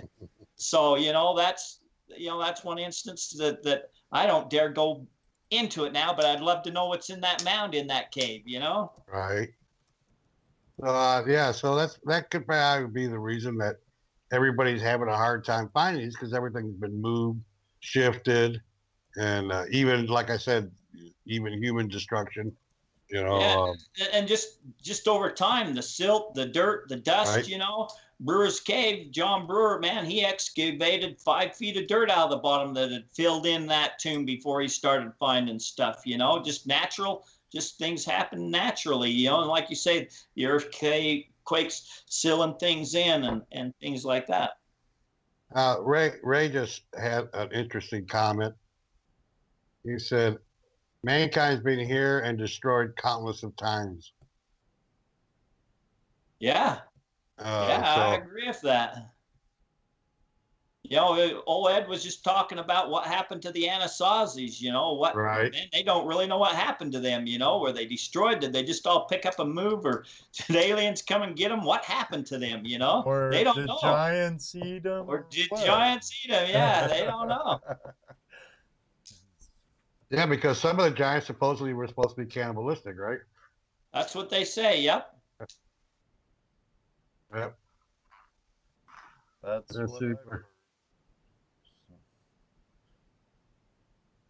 And that's I think that's one of the reasons. Isn't Bigfoot supposedly have 2 rows of teeth also? I've never heard that. Is that true? I haven't heard that either. Is Jerry? No, I he might have an answer. Who? Jerry Klein. He was in earlier. Yeah, he was here. That would be extremely interesting if Bigfoot had double set of teeth. I've never heard that. Well, for some reason that seemed seems like I heard it somewhere. It may not have been in regards to Bigfoot, and I thought it was though, but I don't know. Well, that's one of the things they say. The giants, you know, has 6 fingers, 6 toes, double rows of teeth. I didn't know about the 6 fingers and 6 toes. Yeah. Oh. Cool. Now I just have to look at big people. I mean, because even in modern times, we've had giants. Oh, yeah. Andre the Giant, that big Chinese guy. Right. There's a guy back in the 30s, did circus. Yeah, he was like 9 feet tall or something. So yeah, we have had them, but we're talking about, is it colonies of giants that they're having, or has there been giants that have just, because they're giants, they rose to be royalty for their tribe or clan or group or whatever you want to call them, because they were giants. There just a few of them, and everybody else was regular. Well, one thing that nobody talks about is there was also little people by these giants, and in amongst these giants, and you don't hear that. And I always hear on my my YouTube videos, if they're giants, why are these plates so small? How did giants make these plates so small? Well, there's cases where they found hundreds of these little people in with the giants, So maybe these little people made this stuff. I don't know. I have a theory, I think a lot of the stuff with like giants and dragons and dinosaurs, and I do think man lived with dinosaurs. There's footprints with dinosaur tracks at a park in Texas, I believe it is, that they try and keep the public away from now. Yeah. But I think a lot of that happened pre-flood. Ah. And the flood destroyed a lot of it. So that's just where I kind of lean in that direction. Flooded a lot of it, filled everything in with silt. Right. Yeah. And that's what old Robert Shrewsbury talks about. Some of the things they found, was, way deep and a lot of silt filled in, caverns filled in. So, yeah, who knows? Yeah, when I watched that video with Mr. Shrewsbury, that's actually my wife's maiden name. Oh, really? Well, actually, no, it's not her maiden name. It's her grandmother's name. Oh. But they're from Southern Ohio. Ah. Yeah, I said, oh, Shrewsbury. They made pottery. So yeah. So it's after 11, Ed, and I think we should probably call this a night. What do you think? Yeah. Well, like I said, thanks for inviting me, man. I feel honored because, like I say, I've seen the guests you have on here, and man, you guys have an awesome show, and thank you. Thank you. Well, you know much, what? It's not us. It's not us. It's you guys. It's you, and that's how I feel about. That's how I feel about my channel. It ain't me. It's the people I interview. That's it. It's about everybody else. Because we're so far from being professional. Me too. That's why we call it just to hang out. Because we're not organized enough to do any kind of real show format. So we're just gonna wing it and hope everybody enjoys it. Well, I like your show. I like it. Thank you very much, Terry. I'm glad. It makes me happy when you're in the chat and watching. I'm honored you to be on our show. Well, I'm not much of a chatter or typer. Like I say, I can tell you what I know in 30 seconds, or it'd take me hours to type something, so I don't type. But this, I tell you what, this seems to be a good format for people like you. It's an awesome format. Who I'm the same way. I hate texting, but be able to get out there and do something live, talk to people that know you or don't know you, and get a feel for what's what people are talking about. You get to respond, right with them, and I just think it's a pretty cool format. It is an awesome format, man. If I knew how to do it, I'd try and do it myself. But man, it looks way too complicated to me. here's, and we did it because we didn't know how to do anything else. I mean, we didn't know how to do this show, so we just did it like this. It looks like to me you got it dialed in. So nice job. Thank you. We try. I know I look forward to every Tuesday night at 8 o'clock Eastern time. And Me too. I enjoy watching these, so thank you for putting them on, you guys. Oh, for watching, seriously. What's the point if nobody watches, right? That's exactly right. Yeah, and like everyone out in this chat room right now and who's been here the whole night, I appreciate you all taking your time to be with us. Say it every week, and it comes from here, wherever that thing is. Wayne wants to lose our next guest. Kim Woodside from Eldorado, Ontario. She owns a mine. The Eldorado mine. Or I'm not mines. sure if she still rents out cabins or not, but we'll find out more next week. She knows her rocks. Big time. She has pretty rocks, too. It should be a really good show. And to know who's on after that, you'll just have to come next week and watch. And we'll let you know who's on the following week. Or you could do like I did, just scroll down the description and it'll tell you. Oh, that it does. Jack Tucker, the new owner of Gold Grabber, and also the host of Gold Fever Radio. I believe they're on Monday nights. Yep. Wednesday nights. I know They're not on tonight. on my night. Yeah. And they're not on Prospectors Radio night. Right. So, there you go. Oops. I was trying not to go too far down the list, Jesse. Yeah, I hear you. All right, everybody. Thanks again for joining us, Terry. Thanks again, everybody out there, for joining us tonight. And don't forget, tomorrow night on goldprospectorspace.com is their Wednesday show. Right. West Coast Wednesday. West Coast Wednesday. I was having trouble finding the name. Right? Which is another good show to listen to. You want to hear some stuff from out west and some fun facts and some just fun stuff. Go to there, check them out. Definitely a good show. We had one of their hosts, or two of the hosts, in tonight, and we try and make it every week to both shows. And we must give out a big shout out to our most excellent Mr. Lodak, our moderator in the room. Oh, yes.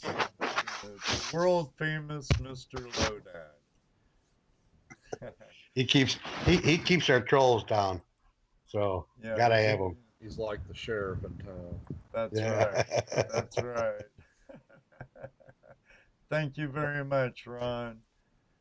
I've tried really hard not to do Iron Maiden twist. You're gonna do it. No, they can't hear me very good, and I don't want to yell at this time of night. And Judy went upstairs. My producer went upstairs, so I don't want her pounding on the floor. All right, everybody. Thanks again. Same time next week. Same channel. Same time. And come join us live with Tuesday Night Hangout Live with Toledo Jess, Dano, and I. Until then, may you always have a flash in your pan. You know what he's going to say next. Yes, sir. That's right. Maybe one day, too, we'll meet you on the river. Good night, y'all. Night, everybody. Thanks, guys. Night, guys. You're welcome. Night, Ed. Good night, Jesse. Good night, Good night, Dano. Night, Jesse. Good night, everybody. Night, everyone. Billy Boy.